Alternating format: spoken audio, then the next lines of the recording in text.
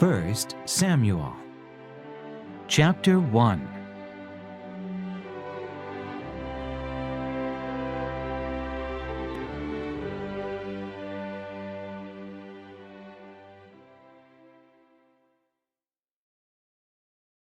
The birth of Samuel. There was a certain man from Ramathaim, a Zuphite, from the hill country of Ephraim, whose name was Elkanah, son of Jeroham, the son of Elihu, the son of Tohu, the son of Zuph, an Ephraimite. He had two wives, one was called Hannah, and the other was called Peninnah. Peninnah had children, but Hannah had none. Year after year this man went up from his town to worship and sacrifice to the Lord Almighty at Shiloh, where Hophni and Phinehas, the two sons of Eli, were priests of the Lord.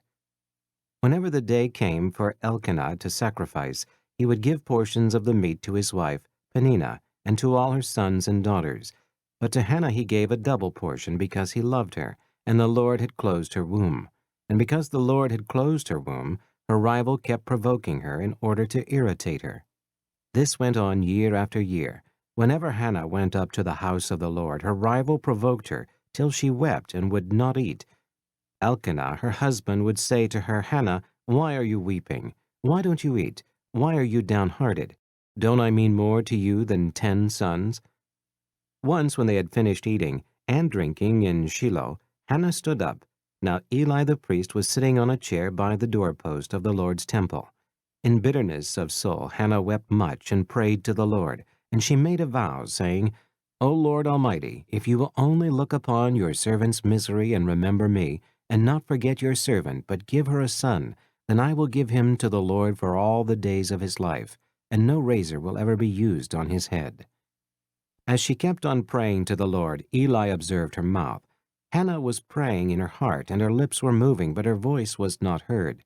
Eli thought she was drunk, and said to her, "How long will you keep on getting drunk? Get rid of your wine." "Not so, my lord," Hannah replied. "I am a woman who is deeply troubled. I have not been drinking wine or beer. I was pouring out my soul to the Lord. Do not take your servant for a wicked woman. I have been praying here out of my great anguish and grief." Eli answered, "Go in peace, and may the God of Israel grant you what you have asked of him." She said, "May your servant find favor in your eyes." Then she went her way and ate something, and her face was no longer downcast. Early the next morning they arose and worshipped before the Lord, and went back to their home in Ramah. Elkanah lay with Hannah his wife, and the Lord remembered her. So in the course of time Hannah conceived and gave birth to a son. She named him Samuel, saying, "Because I asked the Lord for him." Hannah dedicates Samuel. When the man Elkanah went up with all his family to offer the annual sacrifice to the Lord and to fulfill his vow, Hannah did not go. She said to her husband, "After the boy is weaned, I will take him and present him before the Lord, and he will live there always." "Do what seems best to you," Elkanah, her husband, told her. "Stay here until you have weaned him. Only may the Lord make good his word." So the woman stayed at home and nursed her son until she had weaned him. After he was weaned, she took the boy with her, young as he was, along with the 3-year-old bull, an ephah of flour, and a skin of wine, and brought him to the house of the Lord at Shiloh. When they had slaughtered the bull, they brought the boy to Eli, and she said to him, "As surely as you live, my lord, I am the woman who stood here beside you praying to the Lord. I prayed for this child, and the Lord has granted me what I asked of him. So now I give him to the Lord. For his whole life he will be given over to the Lord." And he worshipped the Lord there.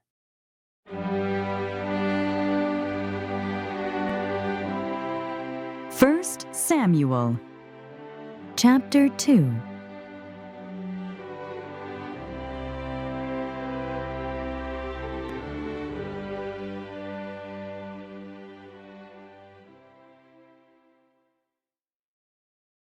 Hannah's prayer. Then Hannah prayed and said, "My heart rejoices in the Lord. In the Lord my horn is lifted high. My mouth boasts over my enemies, for I delight in your deliverance. There is no one holy like the Lord. There is no one besides you. There is no rock like our God. Do not keep talking so proudly, or let your mouth speak such arrogance, for the Lord is a God who knows, and by him deeds are weighed. The bows of the warriors are broken, but those who stumbled are armed with strength. Those who were full hire themselves out for food, but those who were hungry hunger no more. She who was barren has borne 7 children, but she who has had many sons pines away. The Lord brings death and makes alive. He brings down to the grave and raises up. The Lord sends poverty and wealth. He humbles and he exalts. He raises the poor from the dust and lifts the needy from the ash heap. He seats them with princes and has them inherit a throne of honor. For the foundations of the earth are the Lord's. Upon them he has set the world. He will guard the feet of his saints, but the wicked will be silenced in darkness. It is not by strength that one prevails. Those who oppose the Lord will be shattered. He will thunder against them from heaven. The Lord will judge the ends of the earth. He will give strength to his king and exalt the horn of his anointed. Then Elkanah went home to Ramah, but the boy ministered before the Lord under Eli the priest. Eli's wicked sons. Eli's sons were wicked men. They had no regard for the Lord. Now it was the practice of the priests with the people that whenever anyone offered a sacrifice, and while the meat was being boiled, the servant of the priest would come with a 3-pronged fork in his hand. He would plunge it into the pan or kettle or cauldron or pot, and the priest would take for himself whatever the fork brought up. This is how they treated all the Israelites who came to Shiloh. But even before the fat was burned, the servant of the priest would come and say to the man who was sacrificing, "Give the priest some meat to roast. He won't accept boiled meat from you, but only raw." If the man said to him, "Let the fat be burned up first, and then take whatever you want," the servant would then answer, "No, hand it over now. If you don't, I'll take it by force." This sin of the young men was very great in the Lord's sight, for they were treating the Lord's offering with contempt. But Samuel was ministering before the Lord, a boy wearing a linen ephod. Each year his mother made him a little robe and took it to him when she went up with her husband to offer the annual sacrifice. Eli would bless Elkanah and his wife, saying, "May the Lord give you children by this woman to take the place of the one she prayed for and gave to the Lord." Then they would go home. And the Lord was gracious to Hannah. She conceived and gave birth to 3 sons and 2 daughters. Meanwhile, the boy Samuel grew up in the presence of the Lord. Now Eli, who was very old, heard about everything his sons were doing to all Israel, and how they slept with the women who served at the entrance to the tent of meeting. So he said to them, "Why do you do such things? I hear from all the people about these wicked deeds of yours. No, my sons, it is not a good report that I hear spreading among the Lord's people. If a man sins against another man, God may mediate for him. But if a man sins against the Lord, who will intercede for him?" His sons, however, did not listen to their father's rebuke, for it was the Lord's will to put them to death. And the boy Samuel continued to grow in stature and in favor with the Lord and with men. Prophecy against the house of Eli. Now a man of God came to Eli and said to him, "This is what the Lord says. Did I not clearly reveal myself to your father's house when they were in Egypt under Pharaoh? I chose your father out of all the tribes of Israel to be my priest, to go up to my altar, to burn incense, and to wear an ephod in my presence. I also gave your father's house all the offerings made with fire by the Israelites. Why do you scorn my sacrifice and offering that I prescribed for my dwelling? Why do you honor your sons more than me by fattening yourselves on the choice parts of every offering made by my people Israel? Therefore the Lord, the God of Israel, declares, I promised that your house and your father's house would minister before me forever. But now the Lord declares, Far be it from me. Those who honor me I will honor, but those who despise me will be disdained. The time is coming when I will cut short your strength and the strength of your father's house, so that there will not be an old man in your family line, and you will see distress in my dwelling. Although good will be done to Israel, in your family line there will never be an old man. Every one of you that I do not cut off from my altar will be spared only to blind your eyes with tears and to grieve your heart, and all your descendants will die in the prime of life. And what happens to your 2 sons, Hophni and Phinehas, will be a sign to you. They will both die on the same day. I will raise up for myself a faithful priest who will do according to what is in my heart and mind. I will firmly establish his house, and he will minister before my anointed one always. Then everyone left in your family line will come and bow down before him for a piece of silver and a crust of bread and plead, Appoint me to some priestly office so I can have food to eat.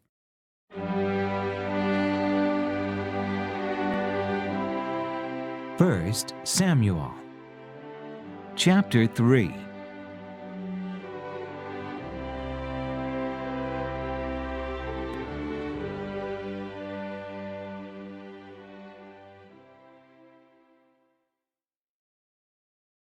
The Lord calls Samuel. The boy Samuel ministered before the Lord under Eli. In those days the word of the Lord was rare. There were not many visions. One night, Eli, whose eyes were becoming so weak that he could barely see, was lying down in his usual place. The lamp of God had not yet gone out, and Samuel was lying down in the temple of the Lord, where the ark of God was. Then the Lord called Samuel. Samuel answered, Here I am. And he ran to Eli and said, Here I am. You called me. But Eli said, I did not call. Go back and lie down. So he went and lay down. Again the Lord called, Samuel. And Samuel got up and went to Eli and said, Here I am. You called me. My son, Eli said, I did not call. Go back and lie down. Now Samuel did not yet know the Lord. The word of the Lord had not yet been revealed to him. The Lord called Samuel a 3rd time, and Samuel got up and went to Eli and said, Here I am, you called me. Then Eli realized that the Lord was calling the boy. So Eli told Samuel, Go and lie down, and if he calls, you say, Speak, Lord, for your servant is listening. So Samuel went and lay down in his place. The Lord came and stood there, calling, as at the other times, Samuel, Samuel. Then Samuel said, Speak, for your servant is listening. And the Lord said to Samuel, See, I am about to do something in Israel that will make the ears of everyone who hears of it tingle. At that time I will carry out against Eli everything I spoke against his family, from beginning to end. For I told him that I would judge his family forever. Because of the sin he knew about, his sons made themselves contemptible, and he failed to restrain them. Therefore I swore to the house of Eli, the guilt of Eli's house will never be atoned for by sacrifice or offering. Samuel lay down until morning and then opened the doors of the house of the Lord. He was afraid to tell Eli the vision, but Eli called him and said, Samuel, my son. Samuel answered, Here I am. What was it he said to you? Eli asked.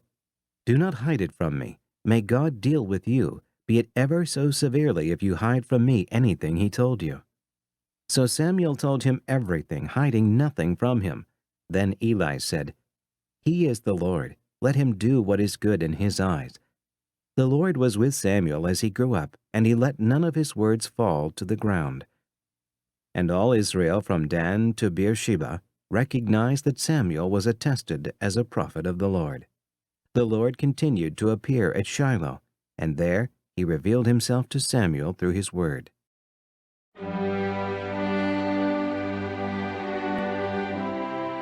First Samuel, chapter 4.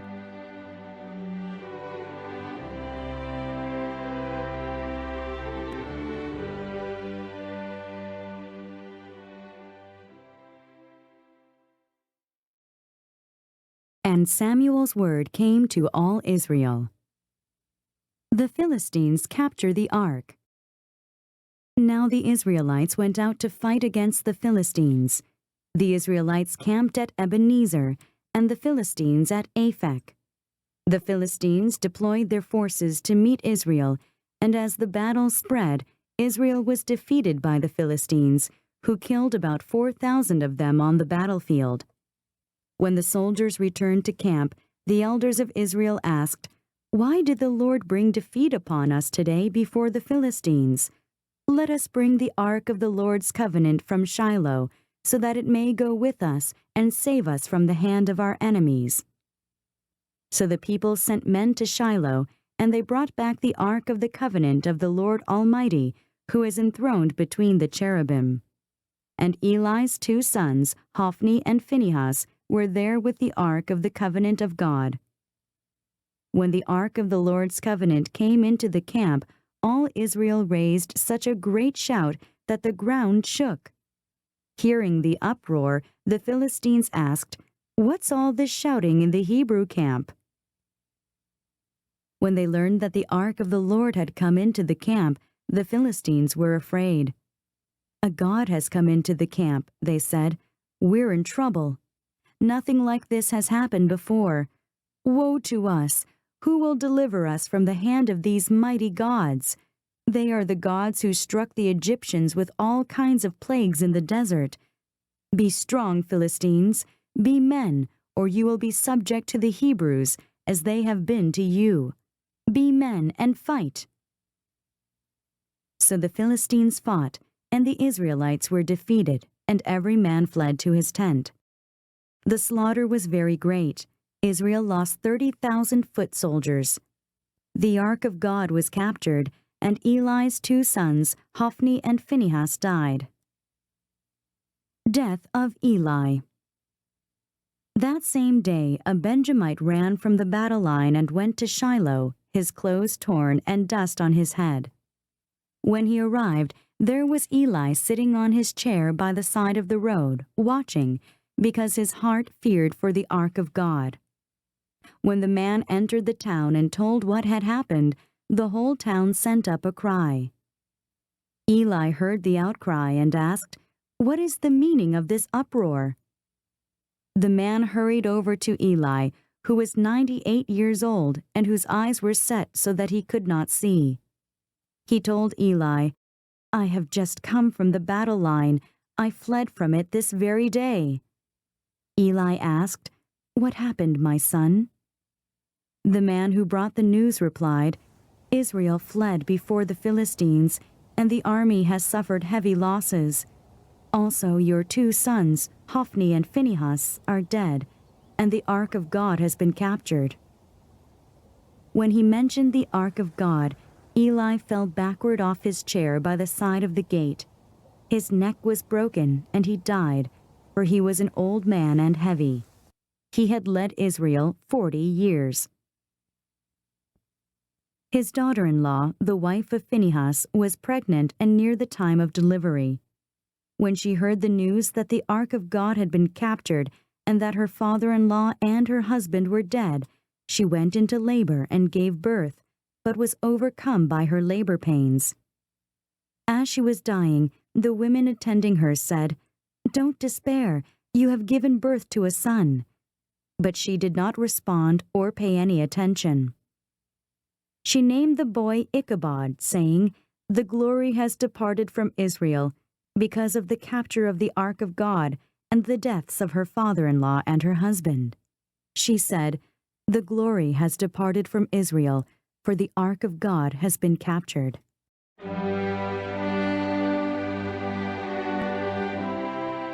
First Samuel, chapter 5.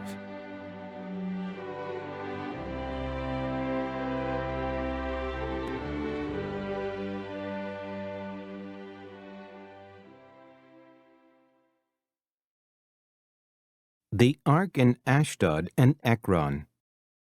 After the Philistines had captured the ark of God, they took it from Ebenezer to Ashdod. Then they carried the ark into Dagon's temple and set it beside Dagon. When the people of Ashdod rose early the next day, there was Dagon, fallen on his face on the ground before the ark of the Lord. They took Dagon and put him back in his place, but the following morning when they rose, there was Dagon, fallen on his face on the ground before the ark of the Lord. His head and hands had been broken off and were lying on the threshold, only his body remained.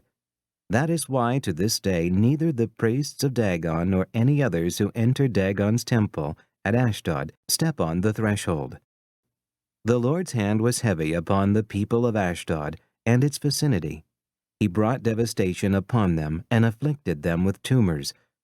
When the men of Ashdod saw what was happening, they said, "The ark of the God of Israel must not stay here with us, because his hand is heavy upon us and upon Dagon our God." So they called together all the rulers of the Philistines and asked them, "What shall we do with the ark of the God of Israel?" They answered, "Have the ark of the God of Israel moved to Gath." So they moved the ark of the God of Israel. But after they had moved it, the Lord's hand was against that city, throwing it into a great panic. He afflicted the people of the city, both young and old, with an outbreak of tumors. So they sent the ark of God to Ekron. As the ark of God was entering Ekron, the people of Ekron cried out, "They have brought the ark of the God of Israel around to us to kill us and our people." So they called together all the rulers of the Philistines and said, "Send the ark of the God of Israel away. Let it go back to its own place, or it will kill us and our people." For death had filled the city with panic. God's hand was very heavy upon it. Those who did not die were afflicted with tumors, and the outcry of the city went up to heaven.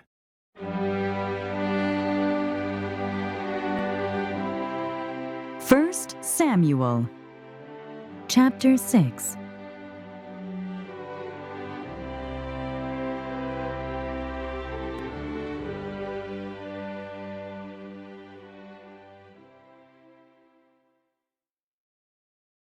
The ark returned to Israel.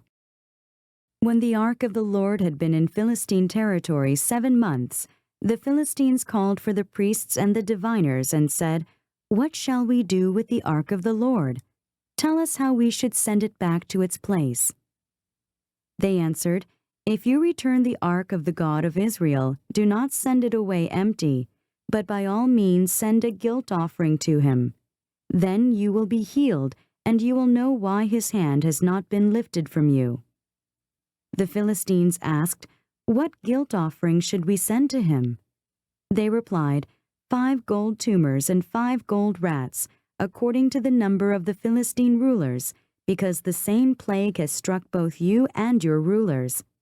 Make models of the tumors and of the rats that are destroying the country, and pay honor to Israel's God.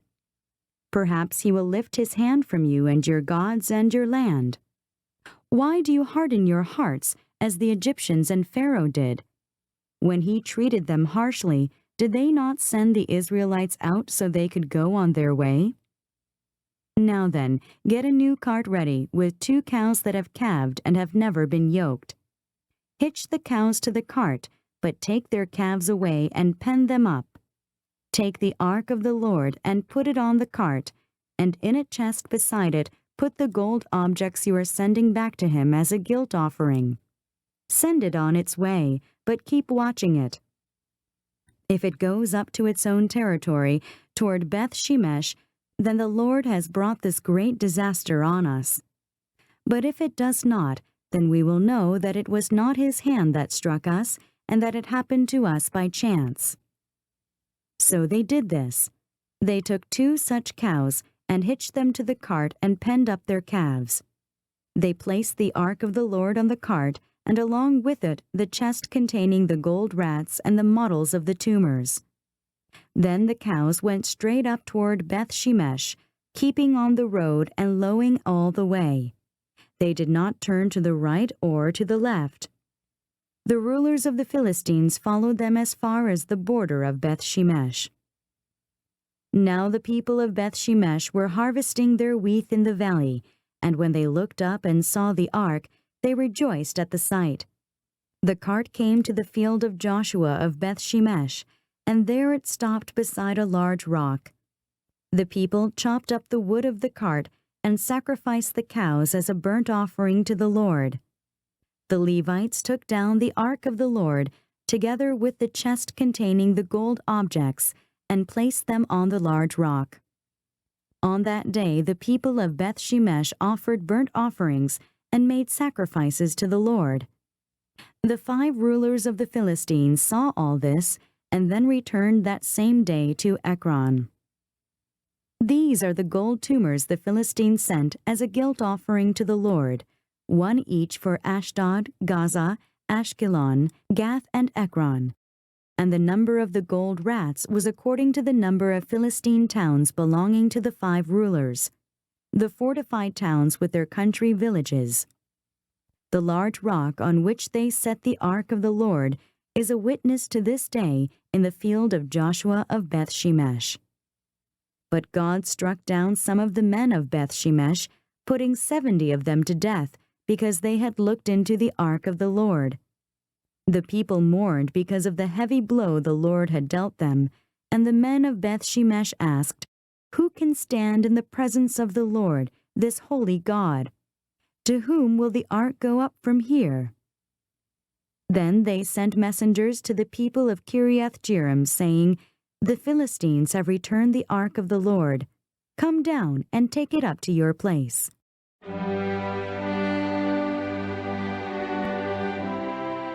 First Samuel, chapter 7.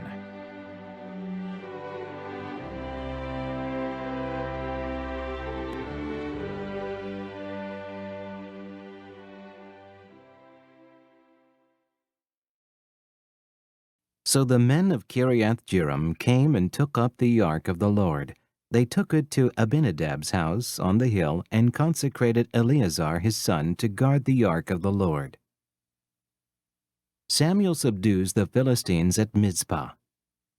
It was a long time, 20 years in all, that the ark remained at Kiriath-jearim, and all the people of Israel mourned and sought after the Lord. And Samuel said to the whole house of Israel, "If you are returning to the Lord with all your hearts, then rid yourselves of the foreign gods and the Ashtoreths, and commit yourselves to the Lord, and serve him only, and he will deliver you out of the hand of the Philistines." So the Israelites put away their Baals and Ashtoreths, and served the Lord only. Then Samuel said, "Assemble all Israel at Mizpah, and I will intercede with the Lord for you." When they had assembled at Mizpah, they drew water and poured it out before the Lord. On that day they fasted, and there they confessed, "We have sinned against the Lord," and Samuel was leader of Israel at Mizpah. When the Philistines heard that Israel had assembled at Mizpah, the rulers of the Philistines came up to attack them, and when the Israelites heard of it, they were afraid because of the Philistines. They said to Samuel, "Do not stop crying out to the Lord our God for us, that he may rescue us from the hand of the Philistines." Then Samuel took a suckling lamb and offered it up as a whole burnt offering to the Lord. He cried out to the Lord on Israel's behalf, and the Lord answered him. While Samuel was sacrificing the burnt offering, the Philistines drew near to engage Israel in battle. But that day the Lord thundered with loud thunder against the Philistines, and threw them into such a panic that they were routed before the Israelites. The men of Israel rushed out of Mizpah and pursued the Philistines, slaughtering them along the way to a point below Beth-kar. Then Samuel took a stone and set it up between Mizpah and Shen. He named it Ebenezer, saying, "Thus far has the Lord helped us." So the Philistines were subdued and did not invade Israelite territory again. Throughout Samuel's lifetime, the hand of the Lord was against the Philistines. The towns from Ekron to Gath that the Philistines had captured from Israel were restored to her, and Israel delivered the neighboring territory from the power of the Philistines, and there was peace between Israel and the Amorites. Samuel continued as judge over Israel all the days of his life. From year to year he went on a circuit from Bethel to Gilgal to Mizpah, judging Israel in all those places, but he always went back to Ramah, where his home was, and there he also judged Israel. and he built an altar there to the Lord.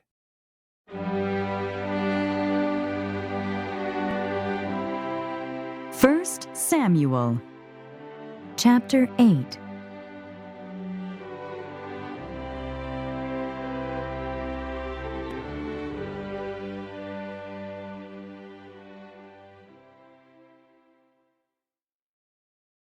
Israel asks for a king.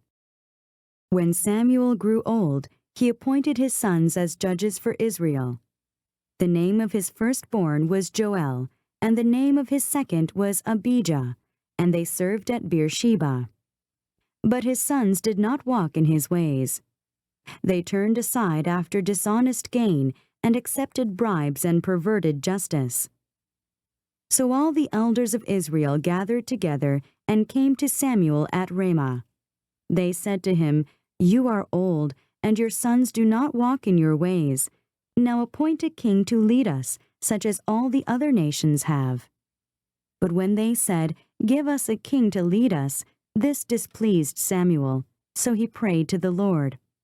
And the Lord told him, "Listen to all that the people are saying to you. It is not you they have rejected, but they have rejected me as their king. As they have done from the day I brought them up out of Egypt until this day, forsaking me and serving other gods, so they are doing to you. Now listen to them, but warn them solemnly, and let them know what the king who will reign over them will do." Samuel told all the words of the Lord to the people who were asking him for a king. He said, "This is what the king who will reign over you will do. He will take your sons and make them serve with his chariots and horses, and they will run in front of his chariots. Some he will assign to be commanders of thousands and commanders of 50s, and others to plow his ground and reap his harvest, and still others to make weapons of war and equipment for his chariots. He will take your daughters to be perfumers and cooks and bakers. He will take the best of your fields and vineyards and olive groves and give them to his attendants. He will take 1/10 of your grain and of your vintage and give it to his officials and attendants. Your menservants and maidservants and the best of your cattle and donkeys he will take for his own use. He will take 1/10 of your flocks, and you yourselves will become his slaves. When that day comes, you will cry out for relief from the king you have chosen, and the Lord will not answer you in that day." But the people refused to listen to Samuel. "No," they said, "we want a king over us. Then we will be like all the other nations, with a king to lead us and to go out before us and fight our battles." When Samuel heard all that the people said, he repeated it before the Lord. The Lord answered, "Listen to them and give them a king." Then Samuel said to the men of Israel, "Everyone go back to his town."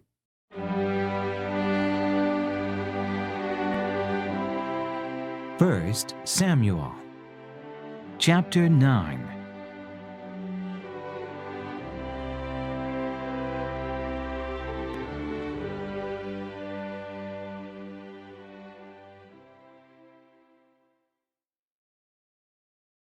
Samuel anoints Saul.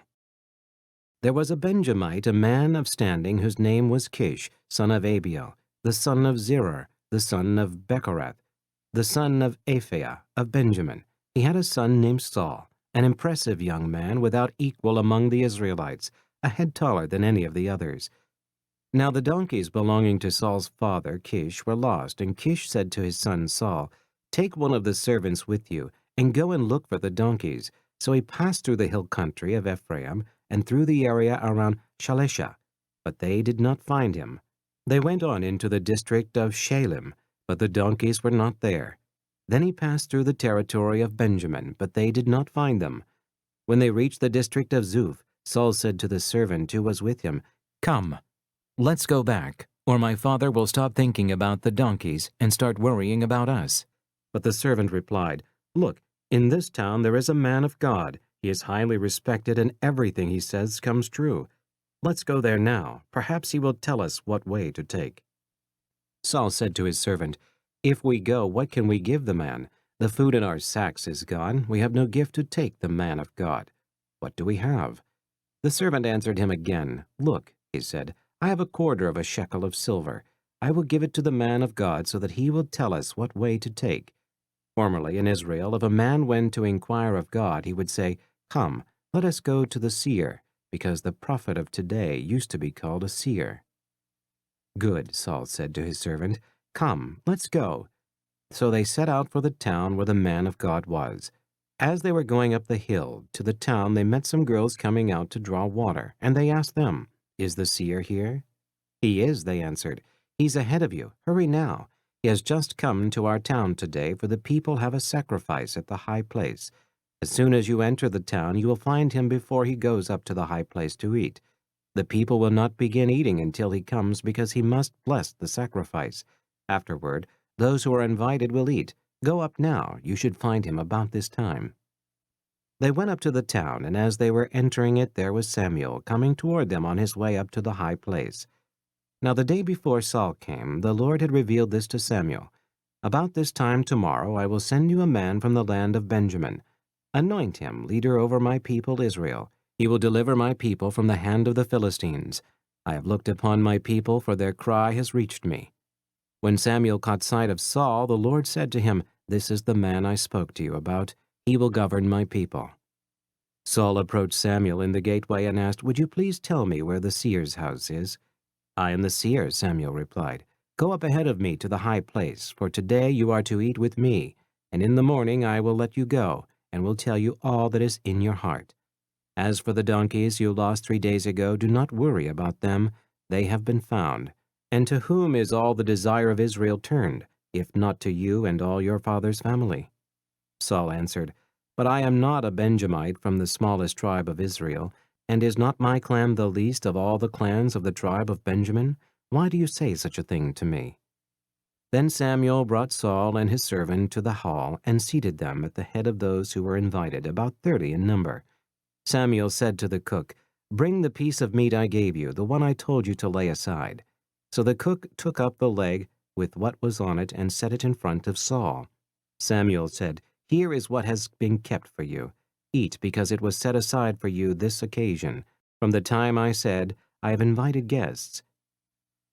And Saul dined with Samuel that day. After they came down from the high place to the town, Samuel talked with Saul on the roof of his house. They rose about daybreak, and Samuel called to Saul on the roof, "Get ready, and I will send you on your way." When Saul got ready, he and Samuel went outside together.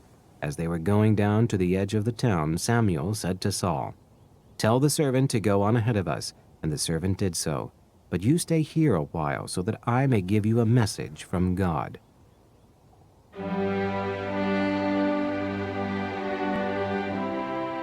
First Samuel, chapter 10.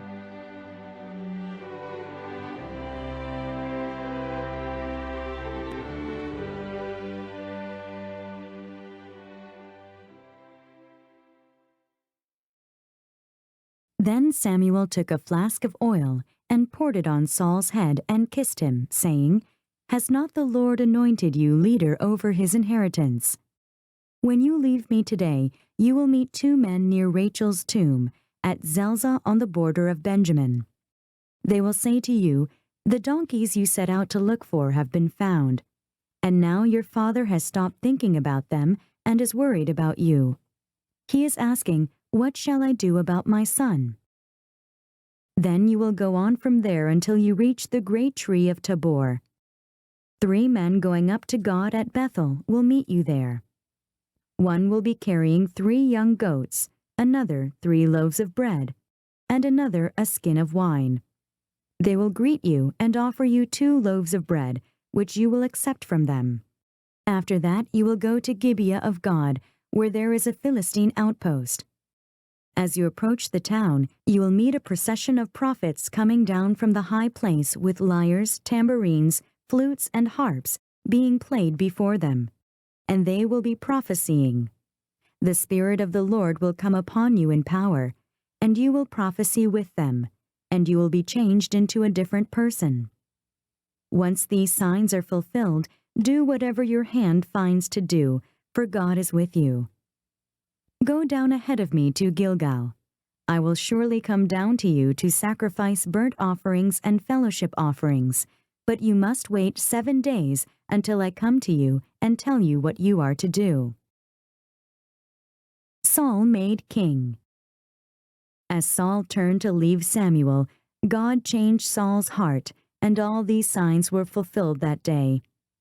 When they arrived at Gibeah, a procession of prophets met him. The Spirit of God came upon him in power, and he joined in their prophesying.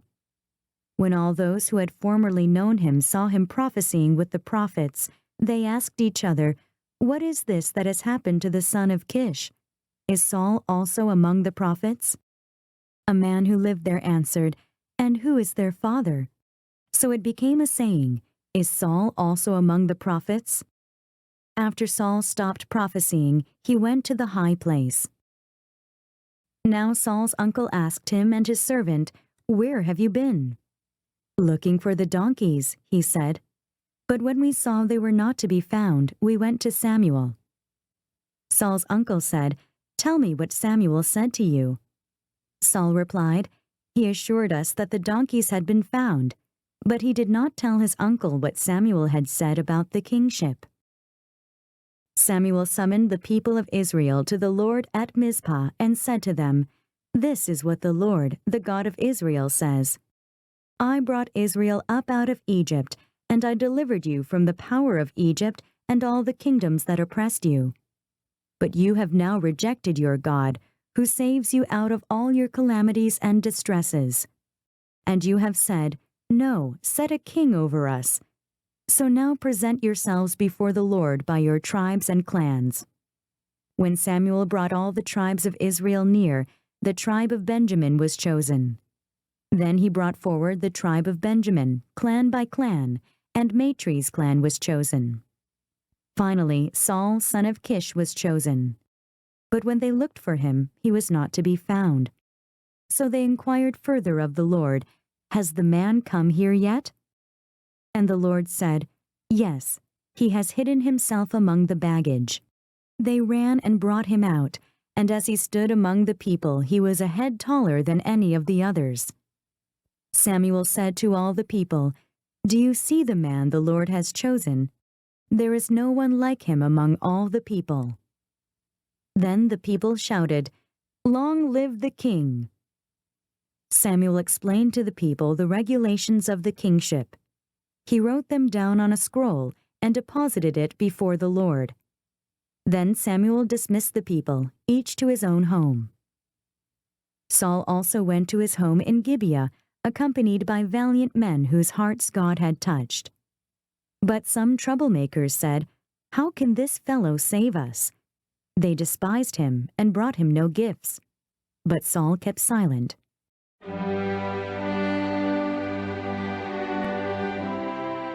First Samuel, chapter 11.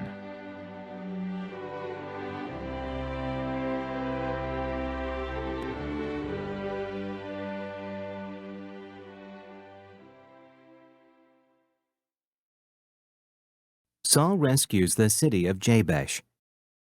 Nahash the Ammonite went up and besieged Jabesh Gilead.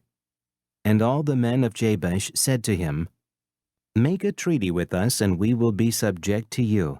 But Nahash the Ammonite replied, "I will make a treaty with you only on the condition that I gouge out the right eye of every one of you, and so bring disgrace on all Israel." The elders of Jabesh said to him, "Give us 7 days so we can send messengers throughout Israel. If no one comes to rescue us, we will surrender to you." When the messengers came to Gibeah of Saul and reported these terms to the people, they all wept aloud. Just then Saul was returning from the fields behind his oxen, and he asked, "What is wrong with the people? Why are they weeping?" Then they repeated to him what the men of Jabesh had said. When Saul heard their words, the Spirit of God came upon him in power, and he burned with anger. He took a pair of oxen, cut them into pieces, and sent the pieces by messengers throughout Israel, proclaiming, "This is what will be done to the oxen of anyone who does not follow Saul and Samuel." Then the terror of the Lord fell on the people, and they turned out as one man. When Saul mustered them at Bezek, the men of Israel numbered 300,000, and the men of Judah 30,000. They told the messengers who had come, "Say to the men of Jabesh Gilead, by the time the sun is hot tomorrow, you will be delivered." When the messengers went and reported this to the men of Jabesh, they were elated. They said to the Ammonites, "Tomorrow we will surrender to you, and you can do to us whatever seems good to you." The next day Saul separated his men into 3 divisions. During the last watch of the night, they broke into the camp of the Ammonites and slaughtered them until the heat of the day. Those who survived were scattered, so that no 2 of them were left together. Saul confirmed as king. The people then said to Samuel, "Who was it that asked, 'Shall Saul reign over us?' Bring these men to us, and we will put them to death." But Saul said, "No one shall be put to death today, for this day the Lord has rescued Israel." Then Samuel said to the people, "Come, let us go to Gilgal, and there reaffirm the kingship." So all the people went to Gilgal and confirmed Saul as king in the presence of the Lord. There they sacrificed fellowship offerings before the Lord, and Saul and all the Israelites held a great celebration.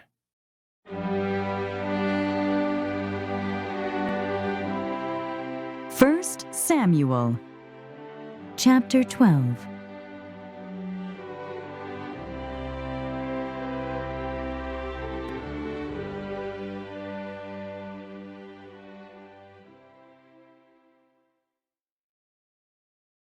Samuel's farewell speech.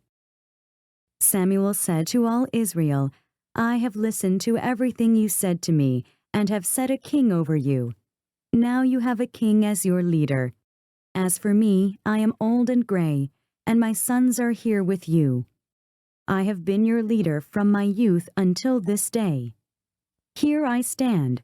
Testify against me in the presence of the Lord and his anointed. Whose ox have I taken? Whose donkey have I taken? Whom have I cheated? Whom have I oppressed? From whose hand have I accepted a bribe to make me shut my eyes? If I have done any of these, I will make it right." "You have not cheated or oppressed us," they replied. "You have not taken anything from anyone's hand." Samuel said to them, "The Lord is witness against you, and also his anointed is witness this day, that you have not found anything in my hand."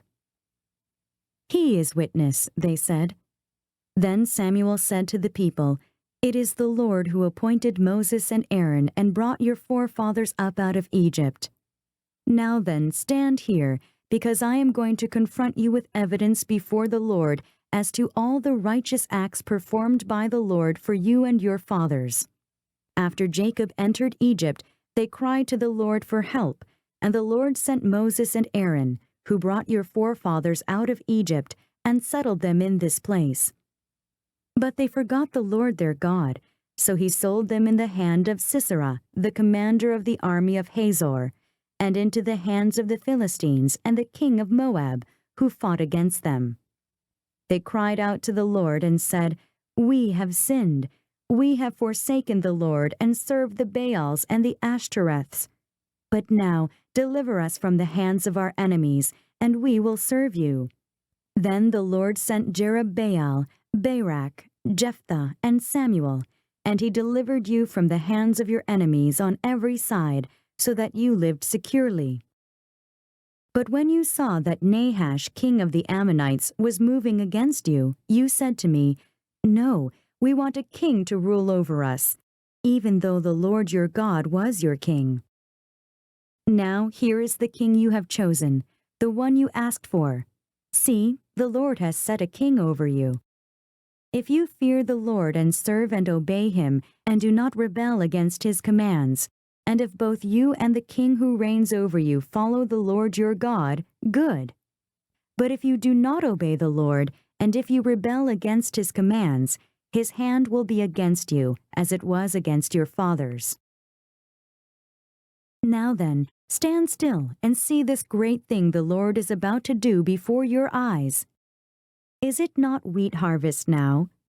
I will call upon the Lord to send thunder and rain, and you will realize what an evil thing you did in the eyes of the Lord when you asked for a king." Then Samuel called upon the Lord, and that same day the Lord sent thunder and rain. So all the people stood in awe of the Lord and of Samuel. The people all said to Samuel, "Pray to the Lord your God for your servants, so that we will not die, for we have added to all our other sins the evil of asking for a king." "Do not be afraid," Samuel replied. "You have done all this evil, yet do not turn away from the Lord, but serve the Lord with all your heart. Do not turn away after useless idols. They can do you no good, nor can they rescue you, because they are useless.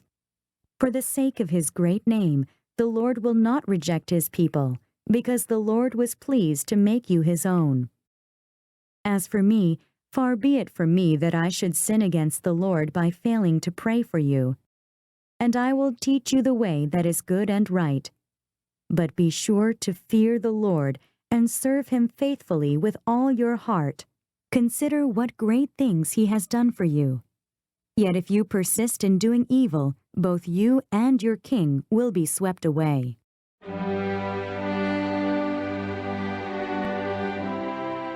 First Samuel, chapter 13.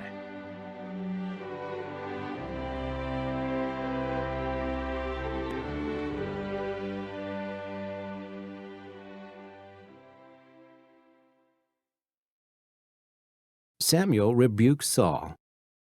Saul was 30 years old when he became king, and he reigned over Israel 42 years.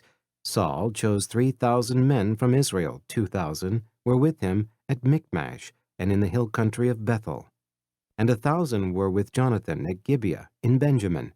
The rest of the men he sent back to their homes. Jonathan attacked the Philistine outpost at Gibeah, and the Philistines heard about it. Then Saul had the trumpet blown throughout the land and said, "Let the Hebrews hear." So all Israel heard the news. Saul has attacked the Philistine outpost, and now Israel has become a stench to the Philistines. And the people were summoned to join Saul at Gilgal. The Philistines assembled to fight Israel with 3,000 chariots, 6,000 charioteers, and soldiers as numerous as the sand on the seashore. They went up and camped at Michmash, east of Beth-aven. When the men of Israel saw that their situation was critical and that their army was hard-pressed, they hid in the caves and thickets among the rocks and in pits and cisterns. Some Hebrews even crossed the Jordan to the land of Gad and Gilead. Saul remained at Gilgal, and all the troops with him were quaking with fear. He waited 7 days, the time set by Samuel, but Samuel did not come to Gilgal, and Saul's men began to scatter. So he said, "Bring me the burnt offering and the fellowship offerings," and Saul offered up the burnt offering. Just as he finished making the offering, Samuel arrived, and Saul went out to greet him. "What have you done?" asked Samuel. Saul replied, "When I saw that the men were scattering and that you did not come at the set time, and that the Philistines were assembling at Michmash, I thought, now the Philistines will come down against me at Gilgal, and I have not sought the Lord's favor, so I felt compelled to offer the burnt offering." "You acted foolishly," Samuel said. "You have not kept the command the Lord your God gave you. If you had, he would have established your kingdom over Israel for all time. But now your kingdom will not endure. The Lord has sought out a man after his own heart and appointed him leader of his people, because you have not kept the Lord's command." Then Samuel left Gilgal and went up to Gibeah in Benjamin, and Saul counted the men who were with him. They numbered about 600. Israel without weapons. Saul and his son Jonathan and the men with them were staying in Gibeah in Benjamin, while the Philistines camped out at Michmash. Raiding parties went out from the Philistine camp in 3 detachments. One turned toward Ophrah in the vicinity of Shaul, another toward Beth Horon, and a third toward the borderland overlooking the valley of Zeboim, facing the desert. Not a blacksmith could be found in the whole land of Israel, because the Philistines had said, "Otherwise the Hebrews will make swords or spears." So all Israel went down to the Philistines to have their plowshares, mattocks, axes, and sickles sharpened. The price was 2/3 of a shekel for sharpening plowshares and mattocks, and 1/3 of a shekel for sharpening forks and axes, and for repointing goads. So on the day of the battle, not a soldier with Saul and Jonathan had a sword or spear in his hand. Only Saul and his son Jonathan had them.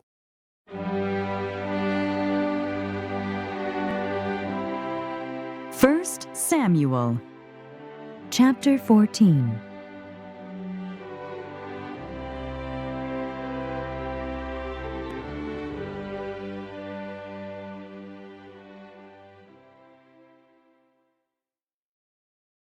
Jonathan attacks the Philistines.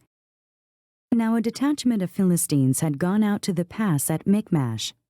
One day Jonathan, son of Saul, said to the young man bearing his armor, "Come, let's go over to the Philistine outpost on the other side." But he did not tell his father. Saul was staying on the outskirts of Gibeah under a pomegranate tree in Migron. With him were about 600 men, among whom was Ahijah, who was wearing an ephod. He was a son of Ichabod's brother Ahitub, son of Phinehas, and the son of Eli, the Lord's priest in Shiloh. No one was aware that Jonathan had left. On each side of the pass that Jonathan intended to cross to reach the Philistine outpost was a cliff. One was called Bozez, and the other Senah. One cliff stood to the north toward Michmash, the other to the south toward Geba. Jonathan said to his young armor-bearer, "Come, let's go over to the outpost of those uncircumcised fellows. Perhaps the Lord will act in our behalf. Nothing can hinder the Lord from saving, whether by many or by few." "Do all that you have in mind," his armor-bearer said. "Go ahead, I am with you heart and soul." Jonathan said, "Come then, we will cross over toward the men and let them see us. If they say to us, 'Wait there until we come to you,' we will stay where we are and not go up to them.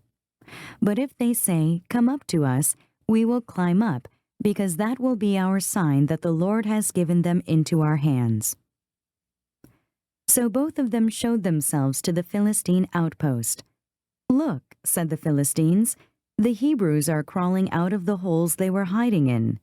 The men of the outpost shouted to Jonathan and his armor-bearer, "Come up to us, and we'll teach you a lesson." So Jonathan said to his armor-bearer, "Climb up after me. The Lord has given them into the hand of Israel." Jonathan climbed up, using his hands and feet, with his armor-bearer right behind him. The Philistines fell before Jonathan, and his armor-bearer followed and killed behind him. In that first attack, Jonathan and his armor-bearer killed some 20 men in an area of about half an acre. Israel routs the Philistines. Then panic struck the whole army, those in the camp and field, and those in the outposts and raiding parties, and the ground shook. It was a panic sent by God. Saul's lookouts at Gibeah in Benjamin saw the army melting away in all directions. Then Saul said to the men who were with him, "Muster the forces and see who has left us." When they did, it was Jonathan and his armor-bearer who were not there. Saul said to Ahijah, "Bring the ark of God." At that time it was with the Israelites. While Saul was talking to the priest, the tumult in the Philistine camp increased more and more. So Saul said to the priest, "Withdraw your hand." Then Saul and all his men assembled and went to the battle. They found the Philistines in total confusion, striking each other with their swords. Those Hebrews who had previously been with the Philistines and had gone up with them to their camp went over to the Israelites who were with Saul and Jonathan. When all the Israelites who had hidden in the hill country of Ephraim heard that the Philistines were on the run, they joined the battle in hot pursuit. So the Lord rescued Israel that day, and the Beth moved on beyond Beth Aven. Jonathan eats honey. Now the men of Israel were in distress that day, because Saul had bound the people under an oath, saying, "Cursed be any man who eats food before evening comes, before I have avenged myself on my enemies." So none of the troops tasted food. The entire army entered the woods, and there was honey on the ground. When they went into the woods, they saw the honey oozing out, yet no one put his hand to his mouth, because they feared the oath. But Jonathan had not heard that his father had bound the people with the oath, so he reached out the end of the staff that was in his hand and dipped it into the honeycomb. He raised his hand to his mouth, and his eyes brightened. Then one of the soldiers told him, "Your father bound the army under a strict oath, saying, 'Cursed be any man who eats food today.' That is why the men are faint." Jonathan said, "My father has made trouble for the country. See how my eyes brightened when I tasted a little of this honey. How much better it would have been if the men had eaten today some of the plunder they took from their enemies. Would not the slaughter of the Philistines have been even greater?" That day, after the Israelites had struck down the Philistines from Michmash to Aijalon, they were exhausted. They pounced on the plunder, and taking sheep, cattle, and calves, they butchered them on the ground and ate them, together with the blood. Then someone said to Saul, "Look, the men are sinning against the Lord by eating meat that has blood in it." "You have broken faith," he said. "Roll a large stone over here at once." Then he said, "Go out among the men and tell them, 'Each of you bring me your cattle and sheep, and slaughter them here and eat them. Do not sin against the Lord by eating meat with blood still in it.'" So everyone brought his ox that night and slaughtered it there. Then Saul built an altar to the Lord. It was the first time he had done this. Saul said, "Let us go down after the Philistines by night and plunder them till dawn, and let us not leave one of them alive." "Do whatever seems best to you," they replied. But the priest said, "Let us inquire of God here." So Saul asked God, "Shall I go down after the Philistines? Will you give them into Israel's hand?" But God did not answer him that day. Saul therefore said, "Come here, all you who are leaders of the army, and let us find out what sin has been committed today. As surely as the Lord who rescues Israel lives, even if it lies with my son Jonathan, he must die." But not one of the men said a word. Saul then said to all the Israelites, "You stand over there. I and Jonathan my son will stand over here." "Do what seems best to you," the men replied. Then Saul prayed to the Lord, the God of Israel, "Give me the right answer." And Jonathan and Saul were taken by lot, and the men were cleared. Saul said, "Cast the lot between me and Jonathan my son." And Jonathan was taken. Then Saul said to Jonathan, "Tell me what you have done." So Jonathan told him, "I merely tasted a little honey with the end of my staff, and now must I die?" Saul said, "May God deal with me, be it ever so severely, if you do not die, Jonathan." But the men said to Saul, "Should Jonathan die, he who has brought about this great deliverance in Israel? Never! As surely as the Lord lives, not a hair of his head will fall to the ground, for he did this today with God's help." So the men rescued Jonathan, and he was not put to death. Then Saul stopped pursuing the Philistines, and they withdrew to their own land. After Saul had assumed rule over Israel, he fought against their enemies on every side: Moab, the Ammonites, Edom, the kings of Zobah, and the Philistines. Wherever he turned, he inflicted punishment on them. He fought valiantly and defeated the Amalekites, delivering Israel from the hands of those who had plundered them. Saul's family. Saul's sons were Jonathan, Ishvi, and Malchishua. The name of his older daughter was Merab, and that of the younger was Michal. His wife's name was Ahinoam, daughter of Ahimaaz. The name of the commander of Saul's army was Abner, son of Ner, and Ner was Saul's uncle.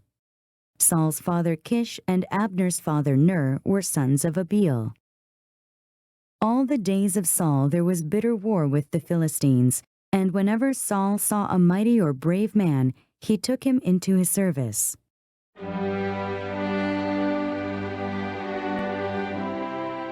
First Samuel, chapter 15.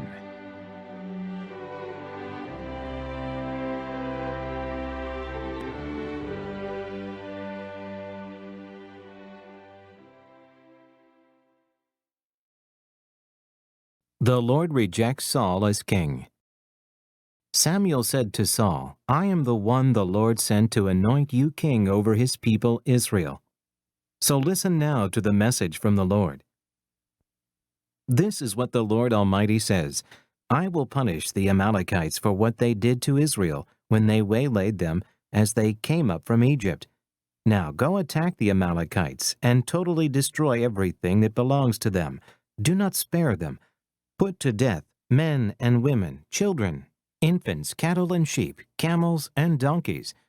So Saul summoned the men and mustered them at Doulam, 200,000 foot soldiers and 10,000 men from Judah. Saul went to the city of Amalek and set an ambush in the ravine.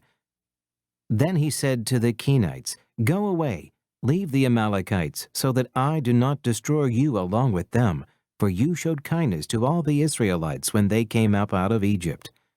So the Kenites moved away from the Amalekites. Then Saul attacked the Amalekites all the way from Havilah to Shur, to the east of Egypt. He took Agag, king of the Amalekites, alive, and all his people he totally destroyed with the sword. But Saul and the army spared Agag, and the best of the sheep and cattle, the fat calves and lambs, everything that was good. These they were unwilling to destroy completely, but everything that was despised and weak they totally destroyed. Then the word of the Lord came to Samuel, I am grieved that I have made Saul king because he has turned away from me and has not carried out my instructions. Samuel was troubled, and he cried out to the Lord all that night. Early in the morning Samuel got up and went to meet Saul, but he was told, Saul has gone to Carmel. There he has set up a monument in his own honor, and has turned and gone on down to Gilgal.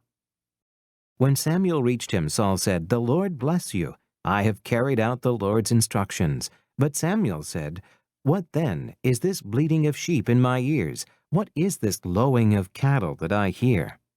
Saul answered, The soldiers brought them from the Amalekites.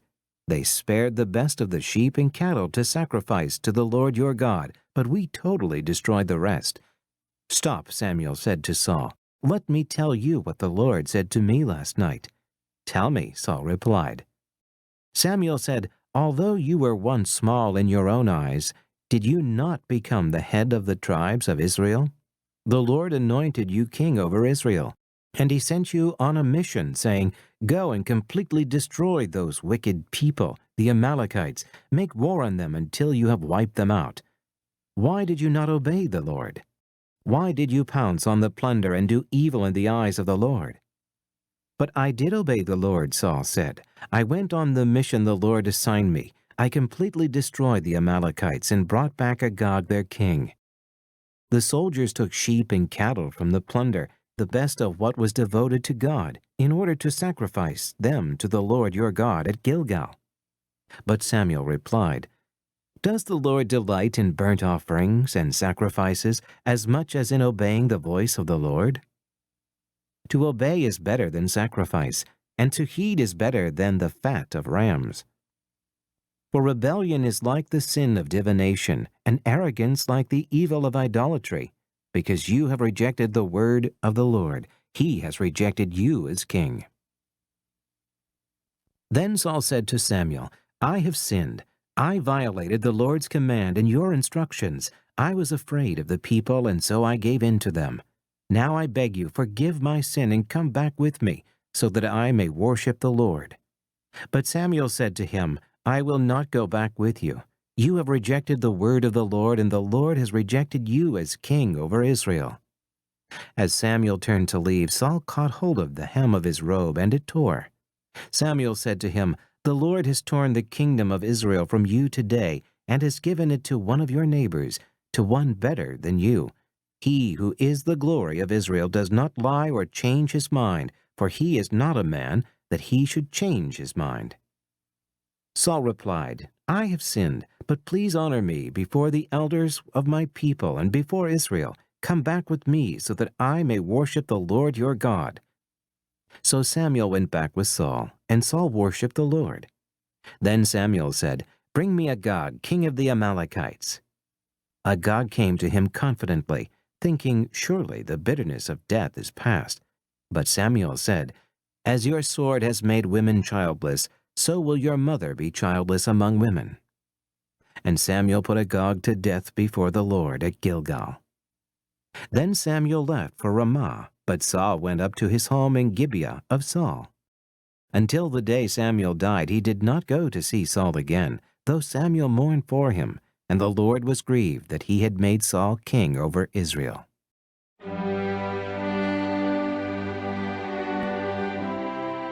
First Samuel, chapter 16.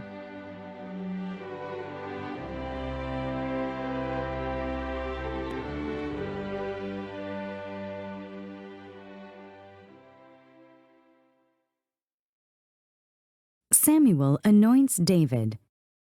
The Lord said to Samuel, "How long will you mourn for Saul, since I have rejected him as king over Israel? Fill your horn with oil and be on your way. I am sending you to Jesse of Bethlehem. I have chosen one of his sons to be king." But Samuel said, "How can I go? Saul will hear about it and kill me." The Lord said, "Take a heifer with you and say, 'I have come to sacrifice to the Lord.' Invite Jesse to the sacrifice, and I will show you what to do. You are to anoint for me the one I indicate."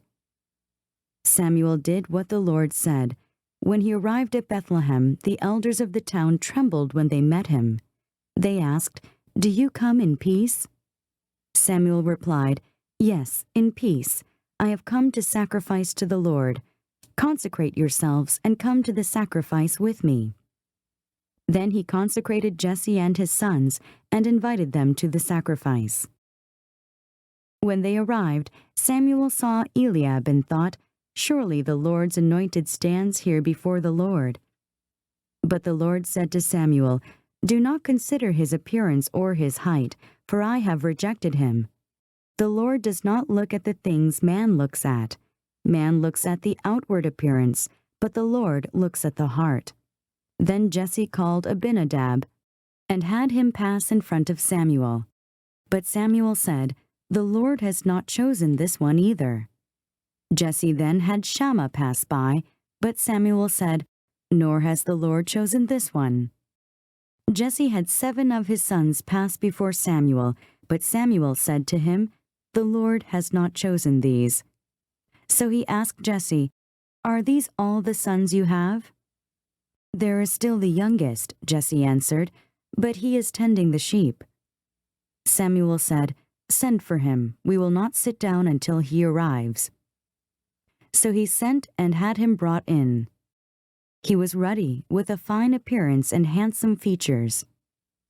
Then the Lord said, "Rise and anoint him. He is the one." So Samuel took the horn of oil and anointed him in the presence of his brothers. And from that day on, the Spirit of the Lord came upon David in power. Samuel then went to Ramah. David in Saul's service. Now the Spirit of the Lord had departed from Saul, and an evil spirit from the Lord tormented him.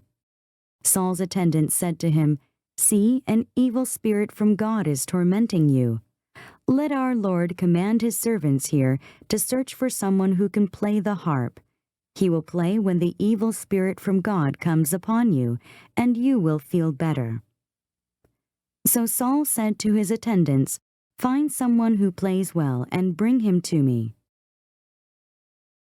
One of the servants answered, "I have seen a son of Jesse of Bethlehem who knows how to play the harp. He is a brave man and a warrior. He speaks well and is a fine-looking man, and the Lord is with him." Then Saul sent messengers to Jesse and said, "Send me your son David, who is with the sheep." So Jesse took a donkey loaded with bread, a skin of wine, and a young goat, and sent them with his son David to Saul. David came to Saul and entered his service. Saul liked him very much, and David became one of his armor-bearers. Then Saul sent word to Jesse, saying, "Allow David to remain in my service, for I am pleased with him." Whenever the Spirit from God came upon Saul, David would take his harp and play. Then relief would come to Saul, he would feel better, and the evil spirit would leave him.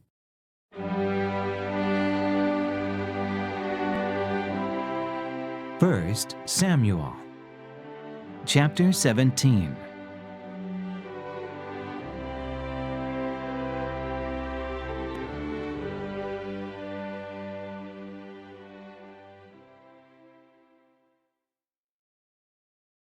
David and Goliath.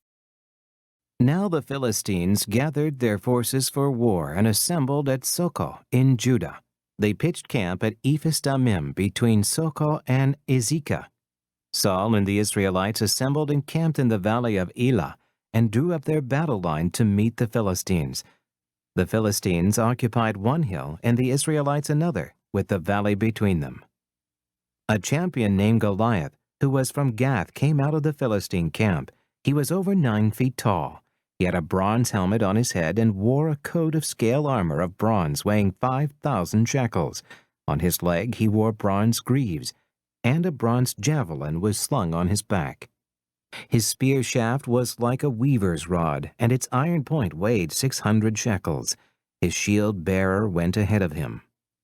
Goliath stood and shouted to the ranks of Israel, "Why do you come out and line up for battle?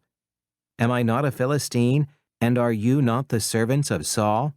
Choose a man and have him come down to me. If he is able to fight and kill me, we will become your subjects.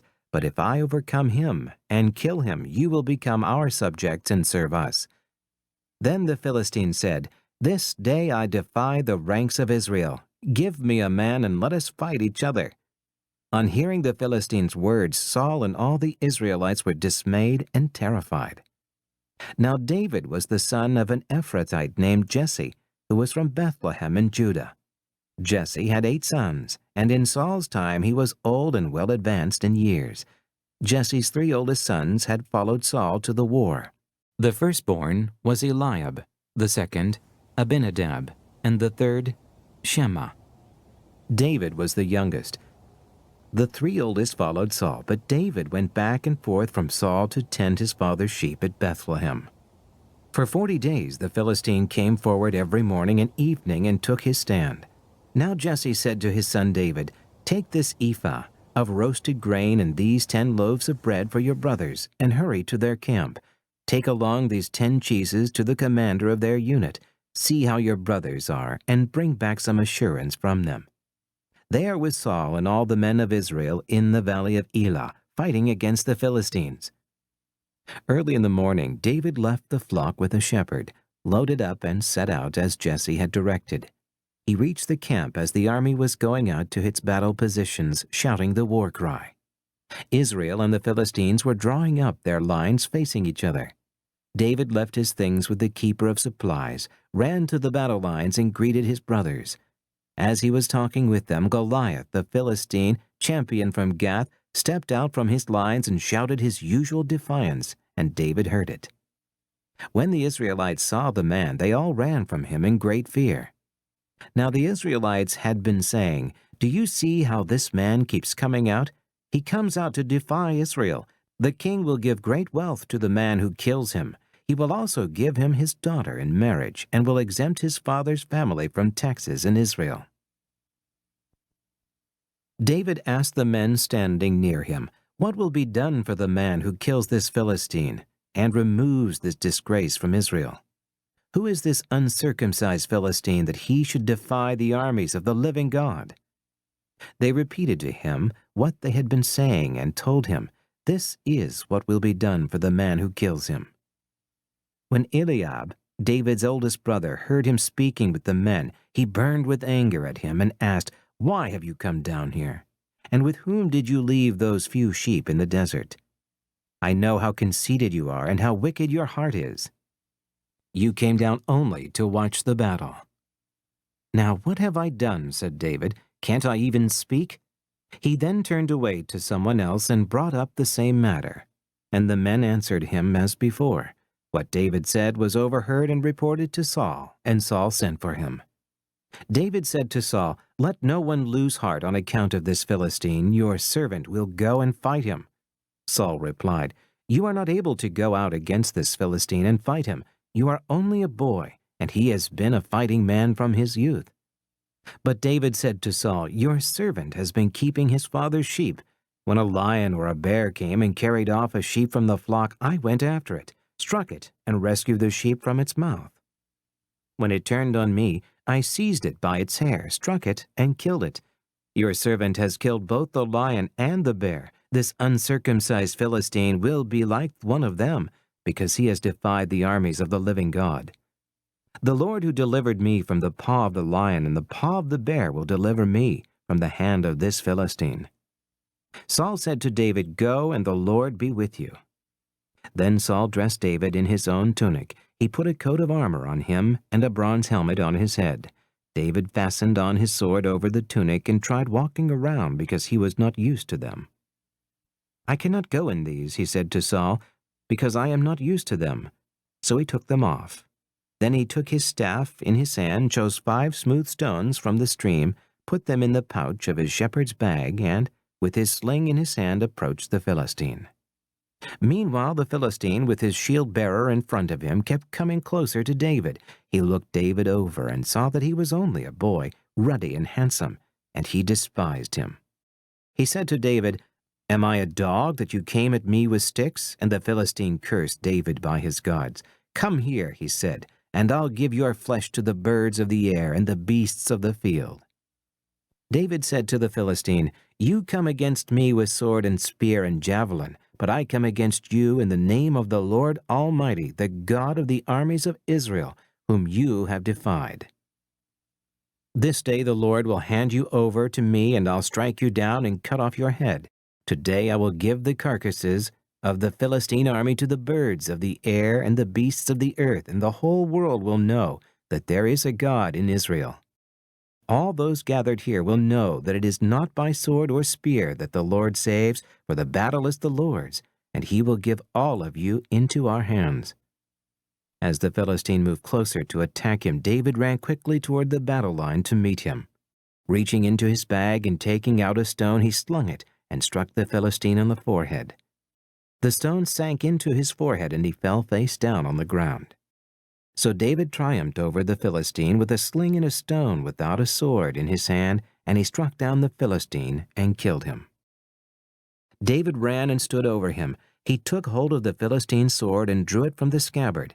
After he killed him, he cut off his head with the sword. When the Philistines saw that their hero was dead, they turned and ran. Then the men of Israel and Judah surged forward with a shout and pursued the Philistines to the entrance of Gath and to the gates of Ekron. Their dead were strewn along the Shaaraim road to Gath and Ekron. When the Israelites returned from chasing the Philistines, they plundered their camp. David took the Philistine's head and brought it to Jerusalem, and he put the Philistines' weapons in his own tent. As Saul watched David going out to meet the Philistine, he said to Abner, commander of the army, "Abner, whose son is that young man?" Abner replied, "As surely as you live, O king, I don't know." The king said, "Find out whose son this young man is." As soon as David returned from killing the Philistine, Abner took him and brought him before Saul, with David still holding the Philistine's head. "Whose son are you, young man?" Saul asked him. David said, "I am the son of your servant Jesse of Bethlehem."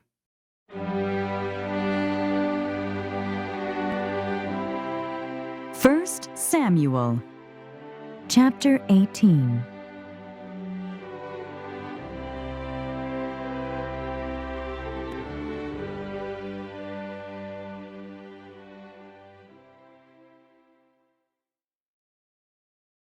Saul's jealousy of David. After David had finished talking with Saul, Jonathan became one in spirit with David, and he loved him as himself. From that day, Saul kept David with him and did not let him return to his father's house. And Jonathan made a covenant with David because he loved him as himself. Jonathan took off the robe he was wearing and gave it to David, along with his tunic and even his sword, his bow, and his belt. Whatever Saul sent him to do, David did it so successfully that Saul gave him a high rank in the army. This pleased all the people, and Saul's officers as well. When the men were returning home after David had killed the Philistine, the women came out from all the towns of Israel to meet King Saul with singing and dancing, with joyful songs and with tambourines and lutes. As they danced, they sang, "Saul has slain his thousands, and David his tens of thousands." Saul was very angry. This refrain galled him. "They have credited David with tens of thousands," he thought, "but me with only thousands. What more can he get but the kingdom?" And from that time on, Saul kept a jealous eye on David. The next day, an evil spirit from God came forcefully upon Saul. He was prophesying in his house, while David was playing the harp, as he usually did. Saul had a spear in his hand, and he hurled it, saying to himself, "I'll pin David to the wall." But David eluded him twice. Saul was afraid of David, because the Lord was with David but had left Saul. So he sent David away from him and gave him command over 1,000 men, and David led the troops in their campaigns. In everything he did, he had great success, because the Lord was with him. When Saul saw how successful he was afraid of him. But all Israel and Judah loved David, because he led them in their campaigns. Saul said to David, "Here is my older daughter Merab. I will give her to you in marriage. Only serve me bravely and fight the battles of the Lord." For Saul said to himself, "I will not raise a hand against him. Let the Philistines do that." But David said to Saul, "Who am I, and what is my family or my father's clan in Israel, that I should become the king's son-in-law?" So when the time came for Merab, Saul's daughter, to be given to David, she was given in marriage to Adriel of Meholah. Now Saul's daughter Michal was in love with David, and when they told Saul about it, he was pleased. "I will give her to him," he thought, "so that she may be a snare to him, and so that the hand of the Philistines may be against him." So Saul said to David, "Now you have a second opportunity to become my son-in-law." Then Saul ordered his attendants, "Speak to David privately and say, 'Look, the king is pleased with you, and his attendants all like you. Now become his son-in-law.'" They repeated these words to David. But David said, "Do you think it is a small matter to become the king's son-in-law? I'm only a poor man and little known." When Saul's servants told him what David had said, Saul replied, "Say to David, 'The king wants no other price for the bride than 100 Philistine foreskins, to take revenge on his enemies.'" Saul's plan was to have David fall by the hands of the Philistines. When the attendants told David these things, he was pleased to become the king's son-in-law. So before the allotted time elapsed, David and his men went out and killed 200 Philistines. He brought their foreskins and presented the full number to the king so that he might become the king's son-in-law. Then Saul gave him his daughter Michal in marriage. When Saul realized that the Lord was with David and that his daughter Michal loved David, Saul became still more afraid of him, and he remained his enemy the rest of his days. The Philistine commanders continued to go out to battle, and as often as they did, David met with more success than the rest of Saul's officers, and his name became well known.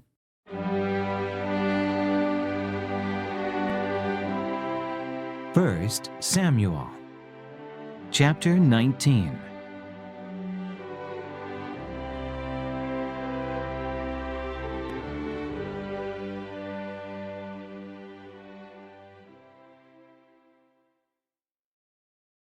Saul tries to kill David. Saul told his son Jonathan and all the attendants to kill David, but Jonathan was very fond of David and warned him, "My father Saul is looking for a chance to kill you. Be on your guard tomorrow morning. Go into hiding and stay there. I will go out and stand with my father in the field where you are. I'll speak to him about you and will tell you what I find out." Jonathan spoke well of David to Saul, his father, and said to him, "Let not the king do wrong to his servant David. He has not wronged you, and what he has done has benefited you greatly. He took his life in his hands when he killed the Philistine. The Lord won a great victory for all Israel. And you saw it and were glad. Why then would you do wrong to an innocent man like David by killing him for no reason?" Saul listened to Jonathan and took this oath: "As surely as the Lord lives, David will not be put to death." So Jonathan called David and told him the whole conversation. He brought him to Saul, and David was with Saul as before. Once more war broke out, and David went out and fought the Philistines. He struck them with such force that they fled before him. But an evil spirit from the Lord came upon Saul as he was sitting in his house with his spear in his hand. While David was playing the harp, Saul tried to pin him to the wall with his spear, but David eluded him as Saul drove the spear into the wall. That night David made good his escape. Saul sent men to David's house to watch it and to kill him in the morning. But Michal, David's wife, warned him, "If you don't run for your life tonight, tomorrow you'll be killed." So Michal let David down through a window, and he fled and escaped. Then Michal took an idol and laid it on the bed, covering it with a garment, and putting some goat's hair at the head. When Saul sent the men to capture David, Michal said, "He is ill." Then Saul sent the men back to see David and told them, "Bring him up to me in his bed so that I may kill him." But when the men entered, there was the idol in the bed, and at the head was some goat's hair. Saul said to Michal, "Why did you deceive me like this and send my enemy away so that he escaped?" Michal told them, "He said to me, 'Let me get away. Why should I kill you?'" When David had fled and made his escape, he went to Samuel at Ramah and told him all that Saul had done to him. Then he and Samuel went to Naioth and stayed there. Word came to Saul, "David is in Naioth at Ramah." So he sent men to capture him. But when they saw a group of prophets prophesying, with Samuel standing there as their leader, the Spirit of God came upon Saul's men, and they also prophesied. Saul was told about it, and he sent more men, and they prophesied too. Saul sent men a third time, and they also prophesied. Finally, he himself left for Ramah and went to the great cistern at Seku. And he asked, "Where are Samuel and David?" "Over in Naioth at Ramah," they said. So Saul went to Naioth at Ramah, but the Spirit of God came even upon him, and he walked along prophesying until he came to Naioth.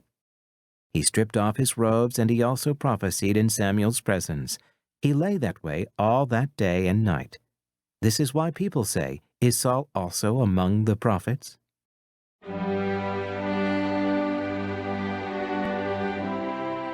First Samuel, chapter 20.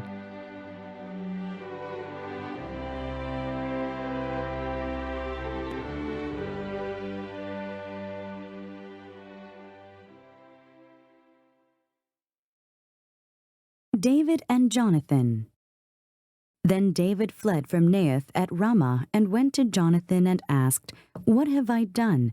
What is my crime? How have I wronged your father that he is trying to take my life?" "Never," Jonathan replied. "You are not going to die.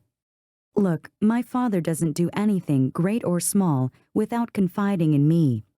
Why would he hide this from me? It's not so."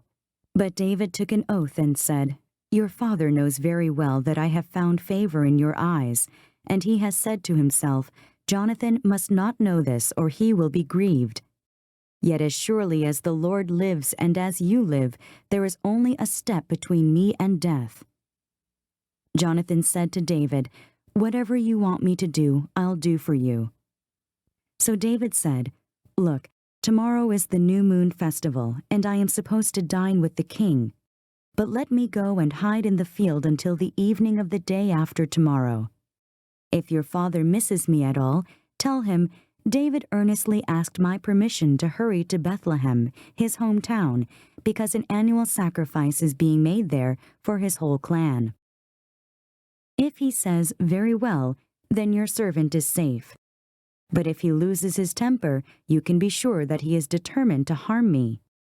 As for you, show kindness to your servant, for you have brought him into a covenant with you before the Lord.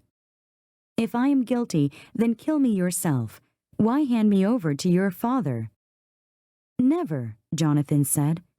"If I had the least inkling that my father was determined to harm you, wouldn't I tell you?" David asked, "Who will tell me if your father answers you harshly?"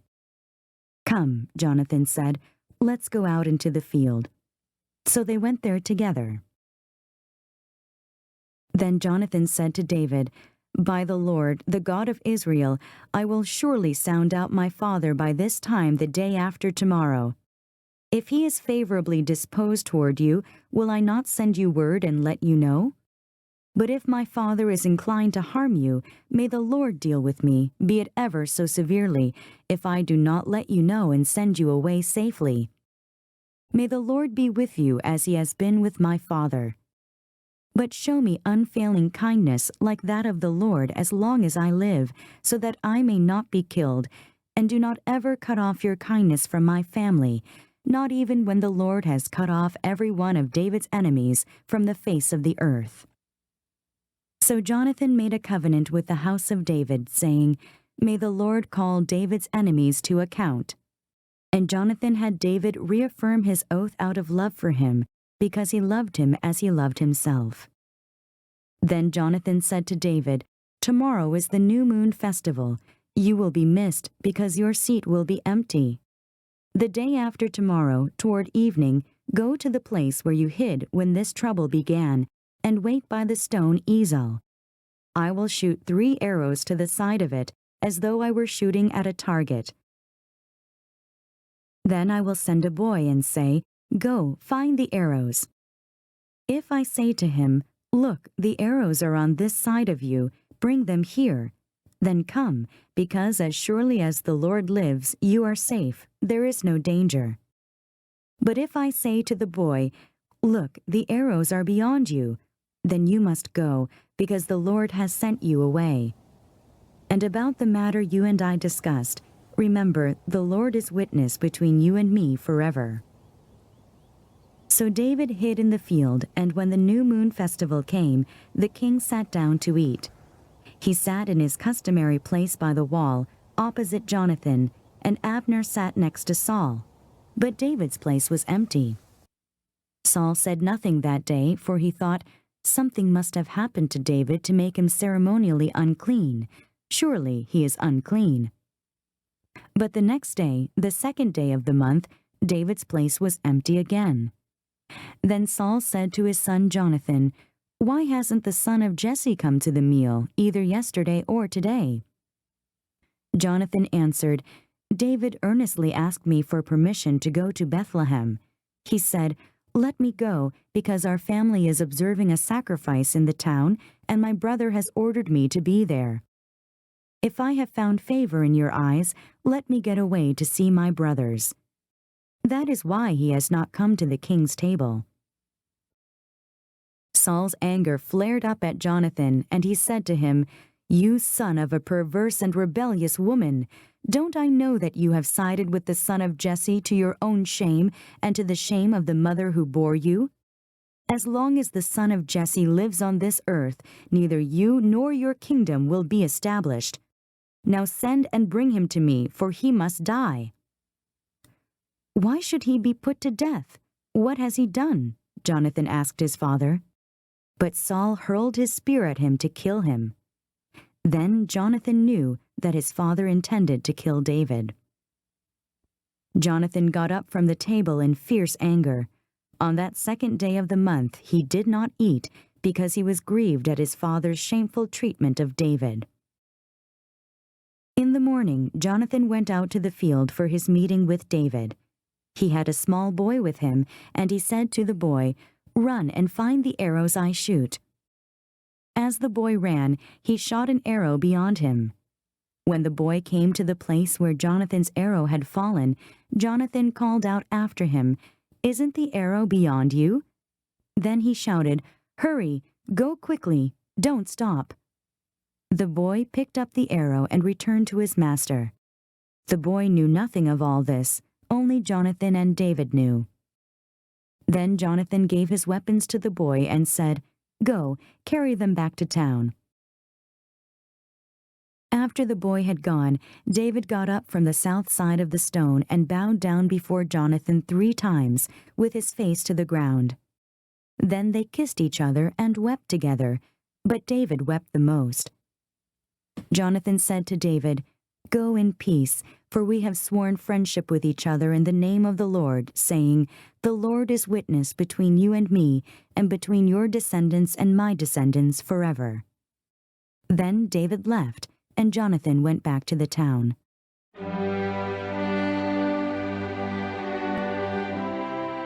First Samuel, chapter 21.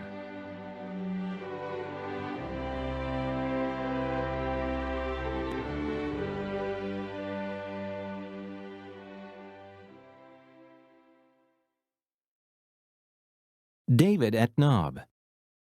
David went to Nob, to Ahimelech the priest. Ahimelech trembled when he met him and asked, "Why are you alone? Why is no one with you?"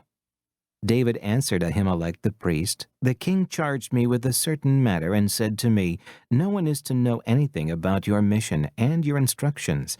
As for my men, I have told them to meet me at a certain place. Now then, what do you have on hand?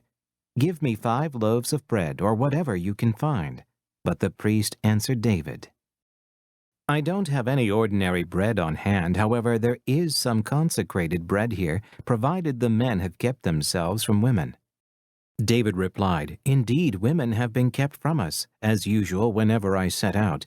The men's things are holy even on missions that are not holy. How much more so today?" So the priest gave him the consecrated bread, since there was no bread there except the bread of the presence that had been removed from before the Lord, and replaced by hot bread on the day it was taken away. Now one of Saul's servants was there that day detained before the Lord. He was Doeg, the Edomite, Saul's head shepherd.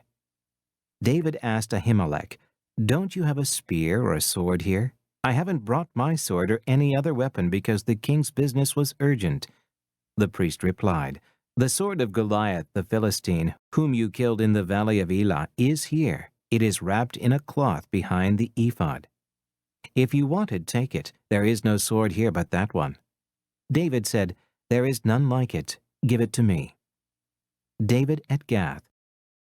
That day David fled from Saul and went to Achish, king of Gath. But the servants of Achish said to him, "Isn't this David, the king of the land?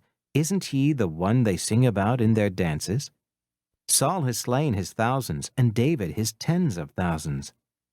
David took these words to heart, and was very much afraid of Achish, king of Gath. So he pretended to be insane in their presence, and while he was in their hands he acted like a madman, making marks on the doors of the gate and letting saliva run down his beard. Achish said to his servants, "Look at the man. He is insane. Why bring him to me? Am I so short of madmen that you have to bring this fellow here to carry on like this in front of me? Must this man come into my house?"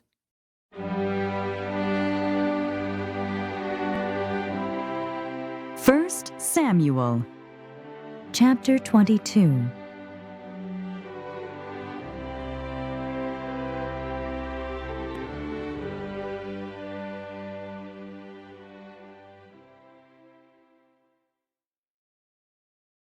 David at Doulam and Mizpah.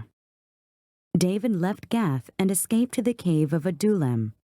When his brothers and his father's household heard about it, they went down to him there. All those who were in distress or in debt or discontented gathered around him, and he became their leader. About 400 men were with him. From there, David went to Mizpah in Moab and said to the king of Moab, "Would you let my father and mother come and stay with you until I learn what God will do for me?" So he left them with the king of Moab, and they stayed with him as long as David was in the stronghold. But the prophet Gad said to David, "Do not stay in the stronghold. Go into the land of Judah." So David left and went to the forest of Hereth. Saul kills the priests of Nob. Now Saul heard that David and his men had been discovered. And Saul, spear in hand, was seated under the tamarisk tree on the hill at Gibeah, with all his officials standing around him. Saul said to them, "Listen, men of Benjamin, will the son of Jesse give all of you fields and vineyards? Will he make all of you commanders of thousands and commanders of hundreds? Is that why you have all conspired against me? No one tells me when my son makes a covenant with the son of Jesse. None of you is concerned about me or tells me that my son has incited my servant to lie in wait for me, as he does today." But Doeg the Edomite, who was standing with Saul's officials, said, "I saw the son of Jesse come to Ahimelech, son of Ahitub, at Nob. Ahimelech inquired of the Lord for him. He also gave him provisions and the sword of Goliath the Philistine." Then the king sent for the priest Ahimelech, son of Ahitub, and his father's whole family, who were the priests at Nob, and they all came to the king. Saul said, "Listen now, son of Ahitub." "Yes, my lord," he answered. Saul said to him, "Why have you conspired against me, you and the son of Jesse, giving him bread and a sword, and inquiring of God for him, so that he has rebelled against me and lies in wait for me as he does today?" Ahimelech answered the king, "Who of all your servants is as loyal as David, the king's son-in-law, captain of your bodyguard, and highly respected in your household? Was that day the first time I inquired of God for him? Of course not. Let not the king accuse your servant or any of his father's family, for your servant knows nothing at all about this whole affair." But the king said, "You will surely die, Ahimelech, you and your father's whole family." Then the king ordered the guards at his side, "Turn and kill the priests of the Lord, because they too have sided with David. They knew he was fleeing, yet they did not tell me." But the king's officials were not willing to raise a hand to strike the priests of the Lord. The king then ordered Doeg, "You turn and strike down the priests." So Doeg the Edomite turned and struck them down. That day he killed 85 men who wore the linen ephod. He also put to the sword Nob, the town of the priests, with its men and women, its children and infants, and its cattle, donkeys, and sheep. But Abiathar, a son of Ahimelech, son of Ahitub, escaped and fled to join David. He told David that Saul had killed the priests of the Lord. Then David said to Abiathar, "That day, when Doeg the Edomite was there, I knew he would be sure to tell Saul. I am responsible for the death of your father's whole family. Stay with me, don't be afraid. The man who is seeking your life is seeking mine also. You will be safe with me."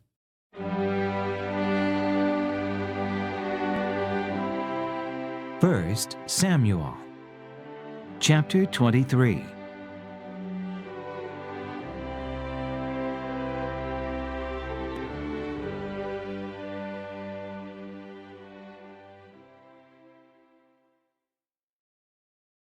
David saves Kilah.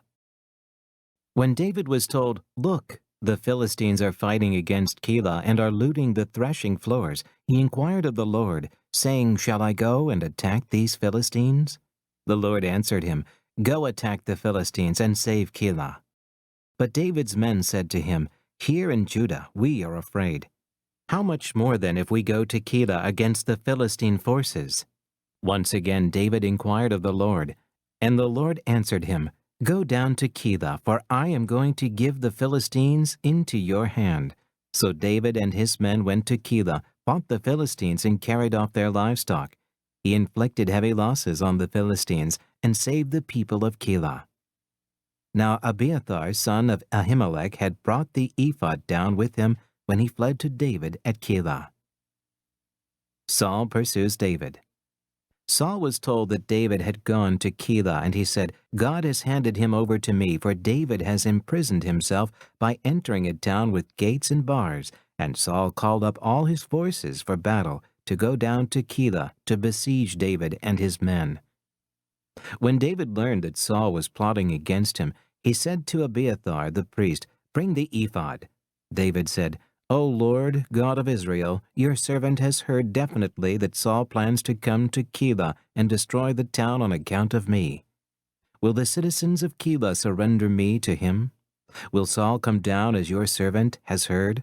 O Lord, God of Israel, tell your servant. And the Lord said, He will. Again David asked, Will the citizens of Kilah surrender me and my men to Saul? And the Lord said, They will. So David and his men, about 600 in number, left Kilah and kept moving from place to place. When Saul was told that David had escaped from Kilah, he did not go there. David stayed in the desert strongholds and in the hills of the desert of Ziph. Day after day, Saul searched for him, but God did not give David into his hands. While David was at Horesh, in the desert of Ziph, he learned that Saul had come out to take his life, and Saul's son Jonathan went to David at Horesh and helped him find strength in God. Don't be afraid, he said. My father Saul will not lay a hand on you. You will be king over Israel, and I will be second to you. Even my father Saul knows this. The two of them made a covenant before the Lord. Then Jonathan went home, but David remained at Horesh. The Ziphites went up to Saul at Gibeah and said, Is not David hiding among us in the strongholds at Horesh, on the hill of Hachilah, south of Jeshimon? Now, O king, come down whenever it pleases you to do so, and we will be responsible for handing him over to the king. Saul replied, The Lord bless you for your concern for me. Go and make further preparation. Find out where David usually goes and who has seen him there. They tell me he is very crafty. Find out about all the hiding places he uses and come back to me with definite information. Then I will go with you. If he is in the area, I will track him down among all the clans of Judah. So they set out and went to Ziph ahead of Saul. Now David and his men were in the desert of Maon, in the Arabah south of Jeshimon. Saul and his men began the search, and when David was told about it, he went down to the rock and stayed in the desert of Maon. When Saul heard this, he went into the desert of Maon in pursuit of David. Saul was going along one side of the mountain, and David and his men were on the other side, hurrying to get away from Saul. As Saul and his forces were closing in on David and his men to capture them, a messenger came to Saul saying, Come quickly, the Philistines are raiding the land. Then Saul broke off his pursuit of David and went to meet the Philistines. That is why they call this place Selah Hamalekath, and David went up from there and lived in the strongholds of En-Gedi.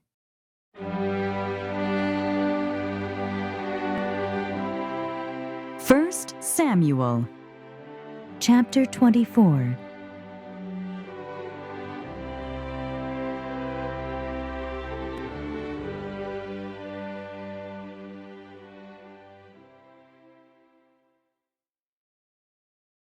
David spares Saul's life. After Saul returned from pursuing the Philistines, he was told, David is in the desert of En-Gedi. So Saul took 3,000 chosen men from all Israel and set out to look for David and his men near the crags of the wild goats. He came to the sheep pens along the way. A cave was there, and Saul went in to relieve himself. David and his men were far back in the cave. The men said, This is the day the Lord spoke of when he said to you, I will give your enemy into your hands for you to deal with as you wish. Then David crept up unnoticed and cut off a corner of Saul's robe. Afterward, David was conscience-stricken for having cut off a corner of his robe. He said to his men, The Lord forbid that I should do such a thing to my master, the Lord's anointed, or lift my hand against him, for he is the anointed of the Lord. With these words, David rebuked his men and did not allow them to attack Saul. And Saul left the cave and went his way. Then David went out of the cave and called out to Saul, My lord the king. When Saul looked behind him, David bowed down and prostrated himself with his face to the ground. He said to Saul, Why do you listen when men say, David is bent on harming you? This day you have seen with your own eyes how the Lord delivered you into my hands in the cave. Some urged me to kill you, but I spared you. I said, I will not lift my hand against my master, because he is the Lord's anointed. See, my father, look at this piece of your robe in my hand. I cut off the corner of your robe, but did not kill you. Now understand and recognize that I am not guilty of wrongdoing or rebellion. I have not wronged you, but you are hunting me down to take my life. May the Lord judge between you and me, and may the Lord avenge the wrongs you have done to me, but my hand will not touch you. As the old saying goes, from evildoers come evil deeds, so my hand will not touch you. Against whom has the king of Israel come out? Whom are you pursuing? A dead dog? A flea? May the Lord be our judge and decide between us. May he consider my cause and uphold it. May he vindicate me by delivering me from your hand. When David finished saying this, Saul asked, Is that your voice, David, my son? And he wept aloud. You are more righteous than I, he said. You have treated me well, but I have treated you badly. You have just now told me of the good you did to me. The Lord delivered me into your hands, but you did not kill me. When a man finds his enemy, does he let him get away unharmed?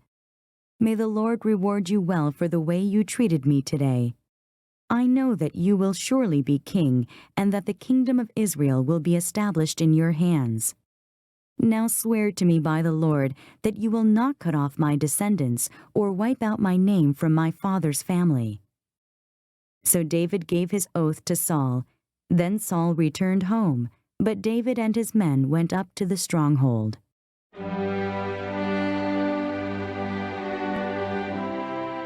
First Samuel, chapter 25.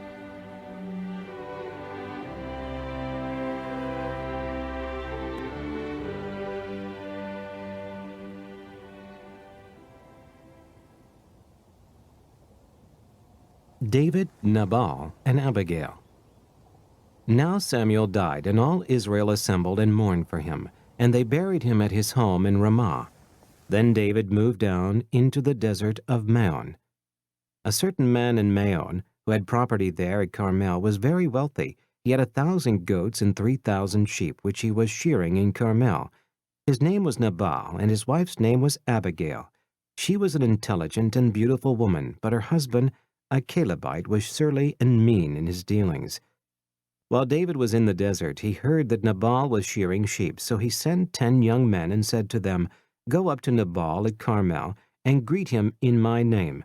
Say to him, Long life to you, good health to you and your household, and good health to all that is yours.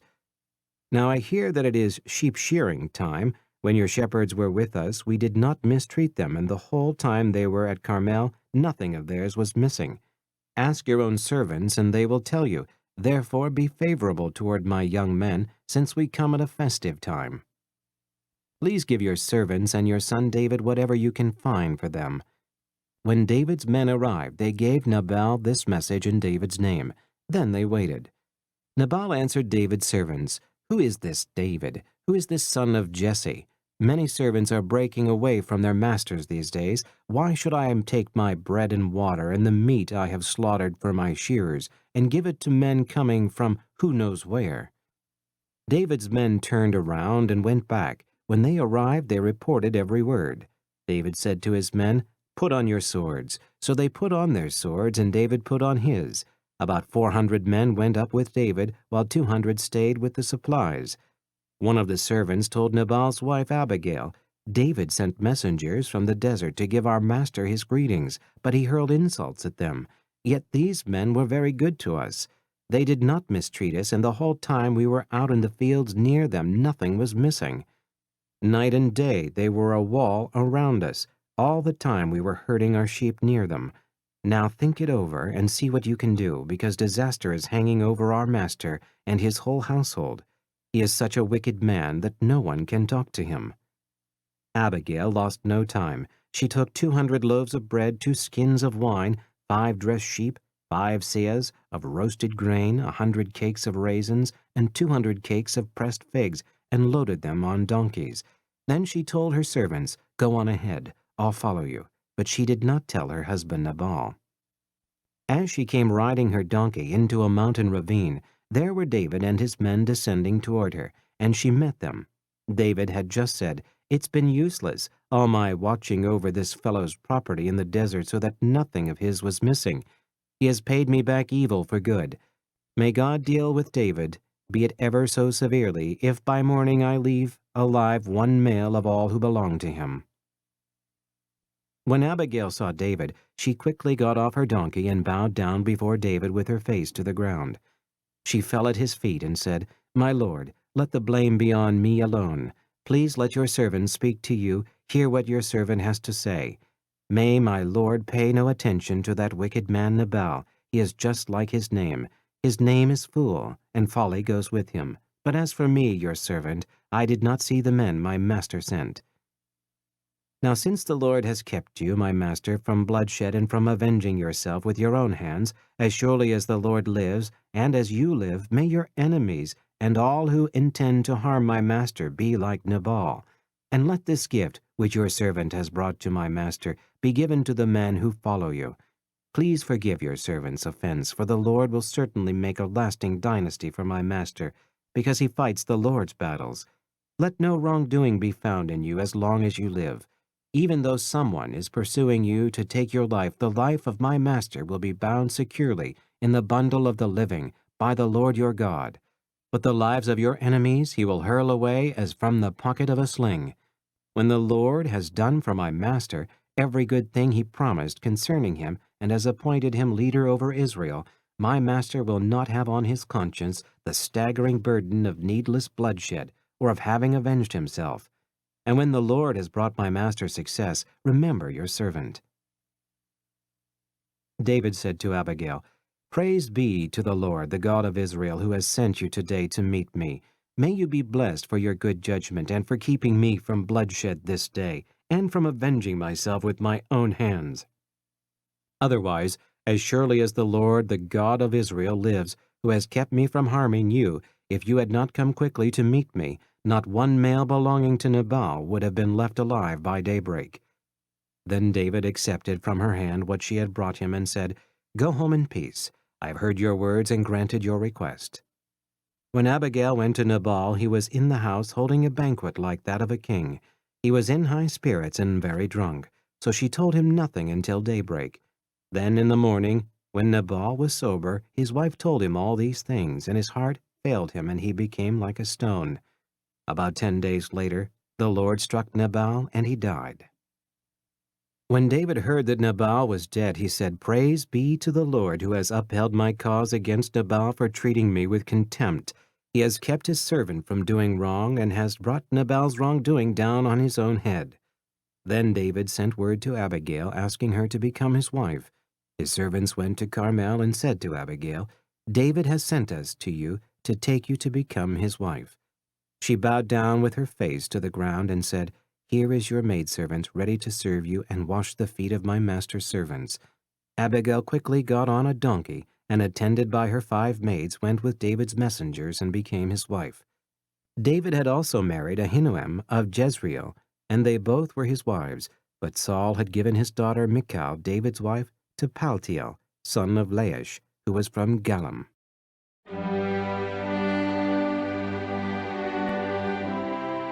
1 Samuel, chapter 26.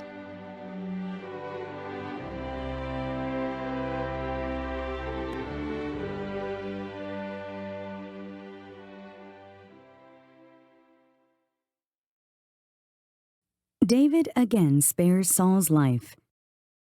The Ziphites went to Saul at Gibeah and said, "Is not David hiding on the hill of Hakilah, which faces Jeshimon?" So Saul went down to the desert of Ziph with his 3,000 chosen men of Israel to search there for David. Saul made his camp beside the road on the hill of Hakilah facing Jeshimon, but David stayed in the desert. When he saw that Saul had followed him there, he sent out scouts and learned that Saul had definitely arrived. Then David set out and went to the place where Saul had camped. He saw where Saul and Abner, son of Ner, the commander of the army, had lain down.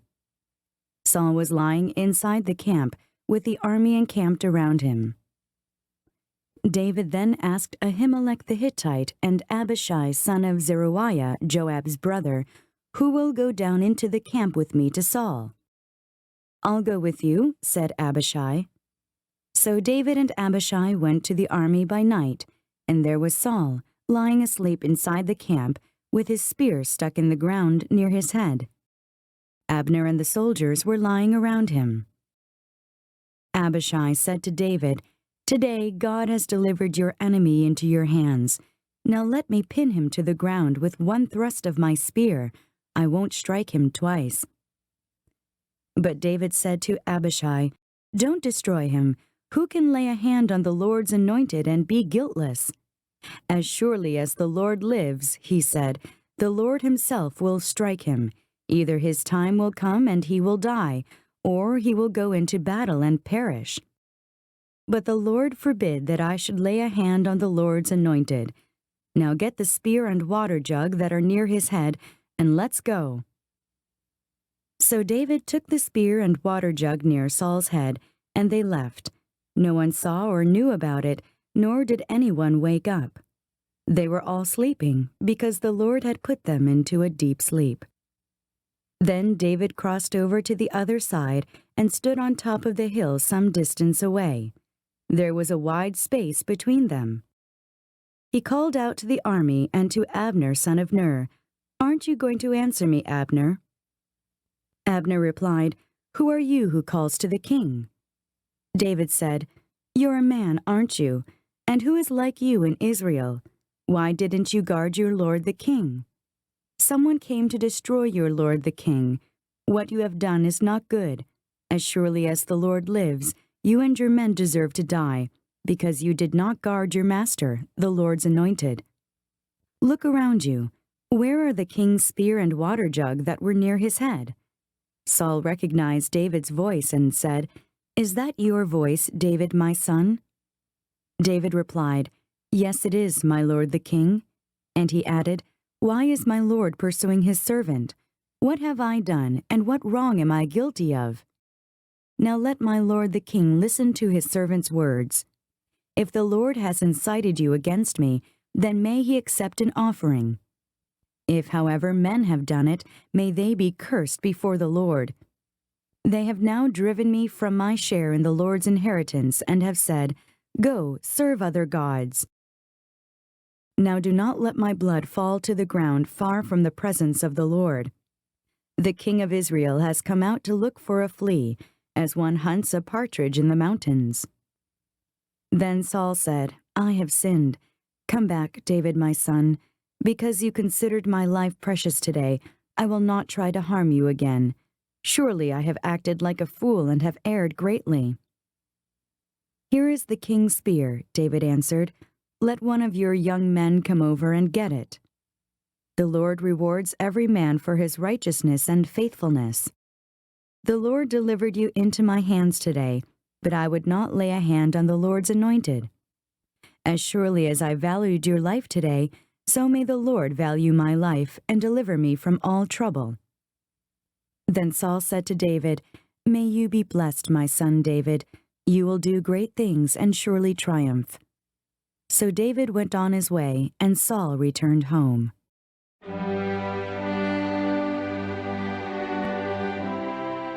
First Samuel, chapter 27.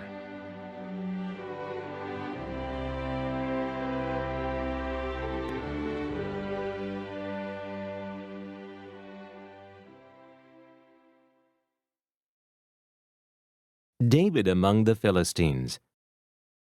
But David thought to himself, "One of these days I will be destroyed by the hand of Saul. The best thing I can do is to escape to the land of the Philistines. Then Saul will give up searching for me anywhere in Israel, and I will slip out of his hand." So David and the 600 men with him left and went over to Achish, son of Maoch, king of Gath.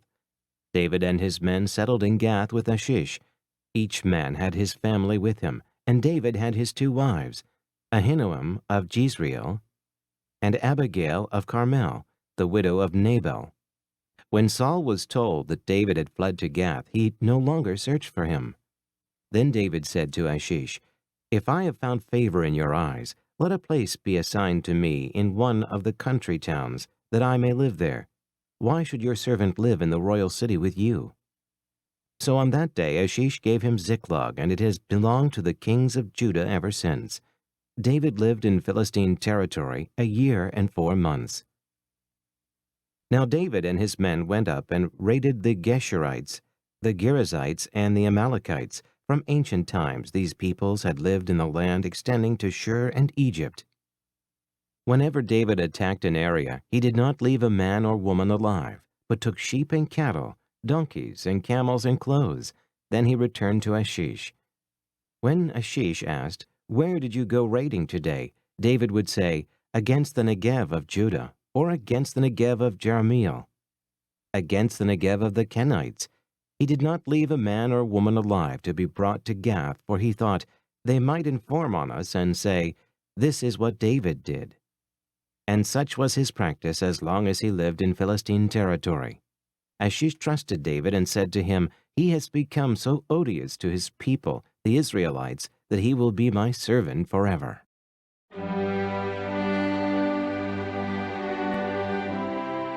1 Samuel, chapter 28.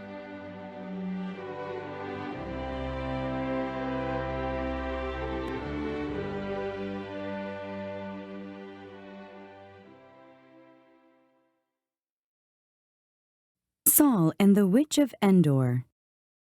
In those days the Philistines gathered their forces to fight against Israel. Achish said to David, "You must understand that you and your men will accompany me in the army." David said, "Then you will see for yourself what your servant can do." Achish replied, "Very well, I will make you my bodyguard for life." Now Samuel was dead, and all Israel had mourned for him and buried him in his own town of Ramah. Saul had expelled the mediums and spiritists from the land. The Philistines assembled and came and set up camp at Shunem, while Saul gathered all the Israelites and set up camp at Gilboa.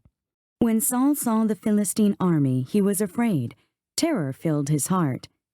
He inquired of the Lord, but the Lord did not answer him by dreams or Urim or prophets. Saul then said to his attendants, "Find me a woman who is a medium, so I may go and inquire of her." "There is one in Endor," they said. So Saul disguised himself, putting on other clothes, and at night he and 2 men went to the woman. "Consult a spirit for me," he said, "and bring up for me the one I name." But the woman said to him, "Surely you know what Saul has done. He has cut off the mediums and spiritists from the land. Why have you set a trap for my life to bring about my death?" Saul swore to her by the Lord, "As surely as the Lord lives, you will not be punished for this." Then the woman said, "Whom shall I bring up for you?" "Bring up Samuel," he said. When the woman saw Samuel, she cried out at the top of her voice and said to Saul, "Why have you deceived me? You are Saul." The king said to her, "Don't be afraid. What do you see?"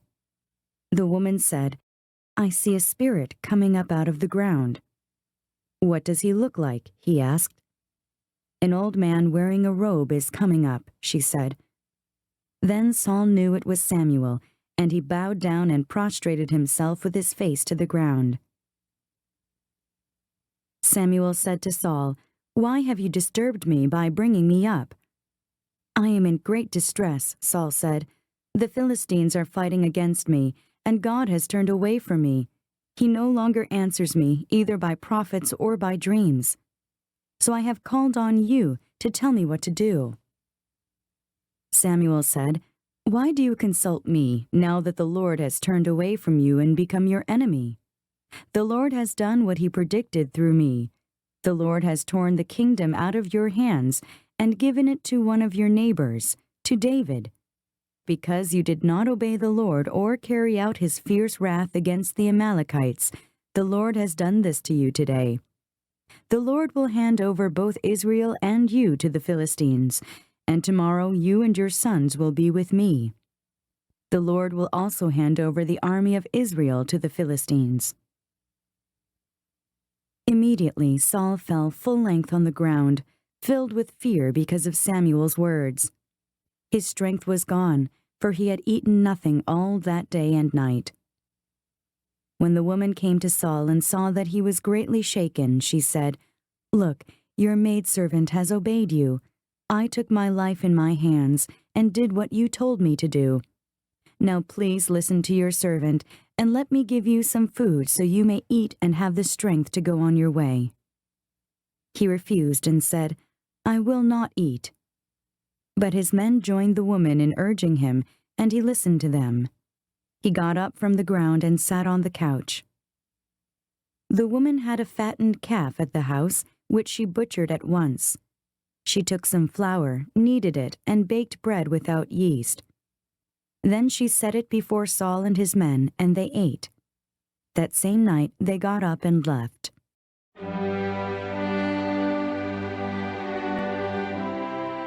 First Samuel, chapter 29.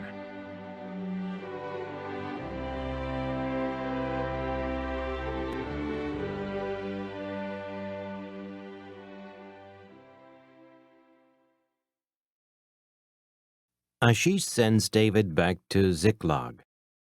The Philistines gathered all their forces at Aphek, and Israel camped by the spring in Jezreel.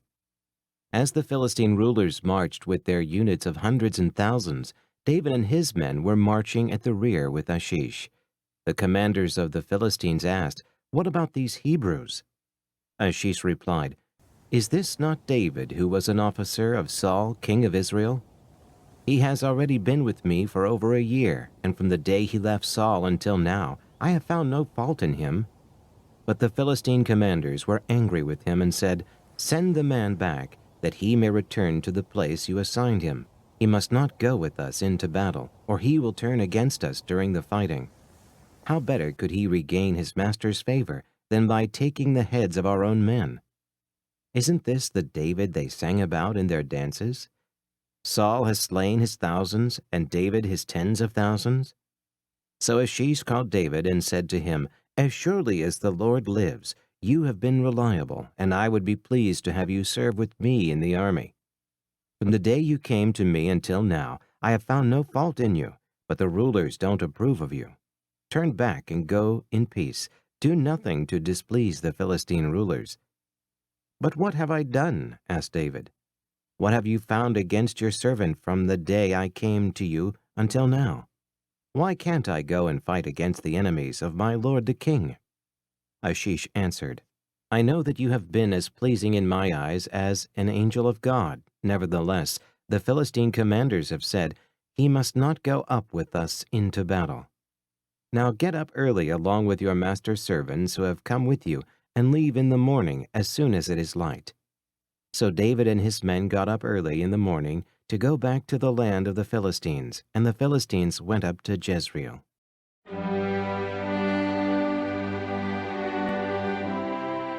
First Samuel, chapter 30.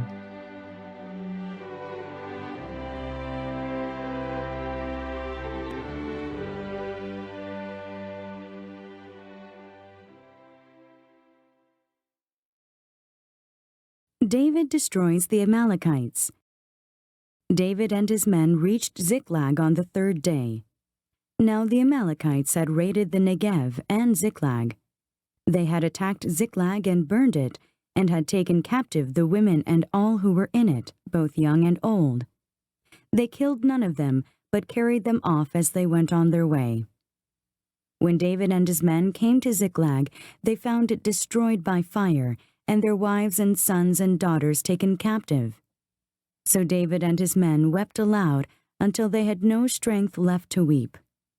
David's 2 wives had been captured, Ahinoam of Jezreel and Abigail, the widow of Nabal of Carmel. David was greatly distressed because the men were talking of stoning him. Each one was bitter in spirit because of his sons and daughters. But David found strength in the Lord his God. Then David said to Abiathar the priest, the son of Ahimelech, "Bring me the ephod." Abiathar brought it to him, and David inquired of the Lord, "Shall I pursue this raiding party? Will I overtake them?" "Pursue them," he answered. "You will certainly overtake them and succeed in the rescue." David and the 600 men with him came to the Besar ravine, where some stayed behind, for 200 men were too exhausted to cross the ravine. But David and 400 men continued the pursuit. They found an Egyptian in a field and brought him to David. They gave him water to drink and food to eat, part of a cake of pressed figs and 2 cakes of raisins. He ate and was revived, for he had not eaten any food or drunk any water for 3 days and 3 nights. David asked him, "To whom do you belong, and where do you come from?" He said, "I am an Egyptian, the slave of an Amalekite. My master abandoned me when I became ill 3 days ago. We raided the Negev of the Kirithites and the territory belonging to Judah and the Negev of Caleb, and we burned Ziklag." David asked him, "Can you lead me down to this raiding party?" He answered, "Swear to me before God that you will not kill me or hand me over to my master, and I will take you down to them." He led David down, and there they were, scattered over the countryside, eating, drinking, and reveling because of the great amount of plunder they had taken from the land of the Philistines and from Judah. David fought them from dusk until the evening of the next day, and none of them got away, except 400 young men who rode off on camels and fled. David recovered everything the Amalekites had taken, including his 2 wives. Nothing was missing, young or old, boy or girl, plunder or anything else they had taken. David brought everything back. He took all the flocks and herds, and his men drove them ahead of the other livestock, saying, "This is David's plunder." Then David came to the 200 men who had been too exhausted to follow him and who were left behind at the Besar ravine. They came out to meet David and the people with him.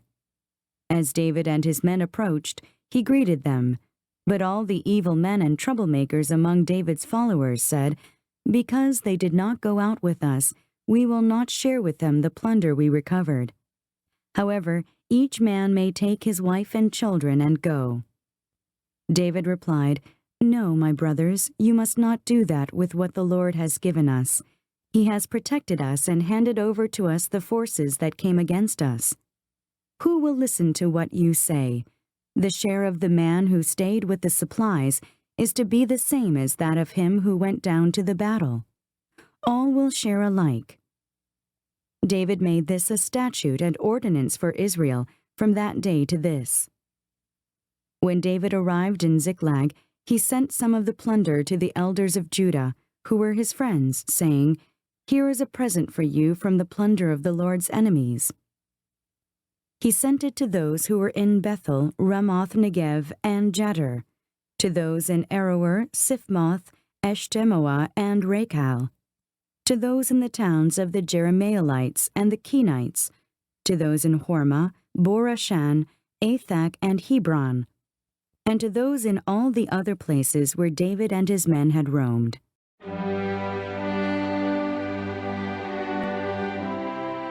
First Samuel, chapter 31.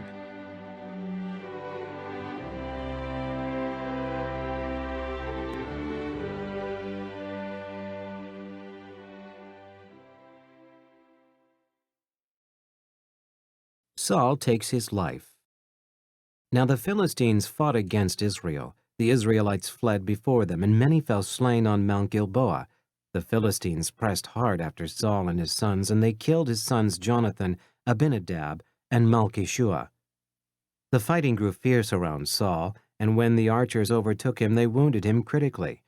Saul said to his armor-bearer, "Draw your sword and run me through, or these uncircumcised fellows will come and run me through and abuse me." But his armor-bearer was terrified and would not do it, so Saul took his own sword and fell on it. When the armor-bearer saw that Saul was dead, he too fell on his sword and died with him. So Saul and his 3 sons and his armor-bearer and all his men died together that same day. When the Israelites along the valley and those across the Jordan saw that the Israelite army had fled and that Saul and his sons had died, they abandoned their towns and fled, and the Philistines came and occupied them. The next day, when the Philistines came to strip the dead, they found Saul and his 3 sons fallen on Mount Gilboa. They cut off his head and stripped off his armor, and they sent messengers throughout the land of the Philistines to proclaim the news in the temple of their idols and among their people. They put his armor in the temple of the Ashtoreths and fastened his body to the wall of Bethshan. When the people of Jabesh-Gilead heard of what the Philistines had done to Saul, all their valiant men journeyed through the night to Bethshan. They took down the bodies of Saul and his sons from the wall of Bethshan and went to Jabesh, where they found them. Then they took their bones and buried them under a tamarisk tree at Jabesh, and they fasted 7 days.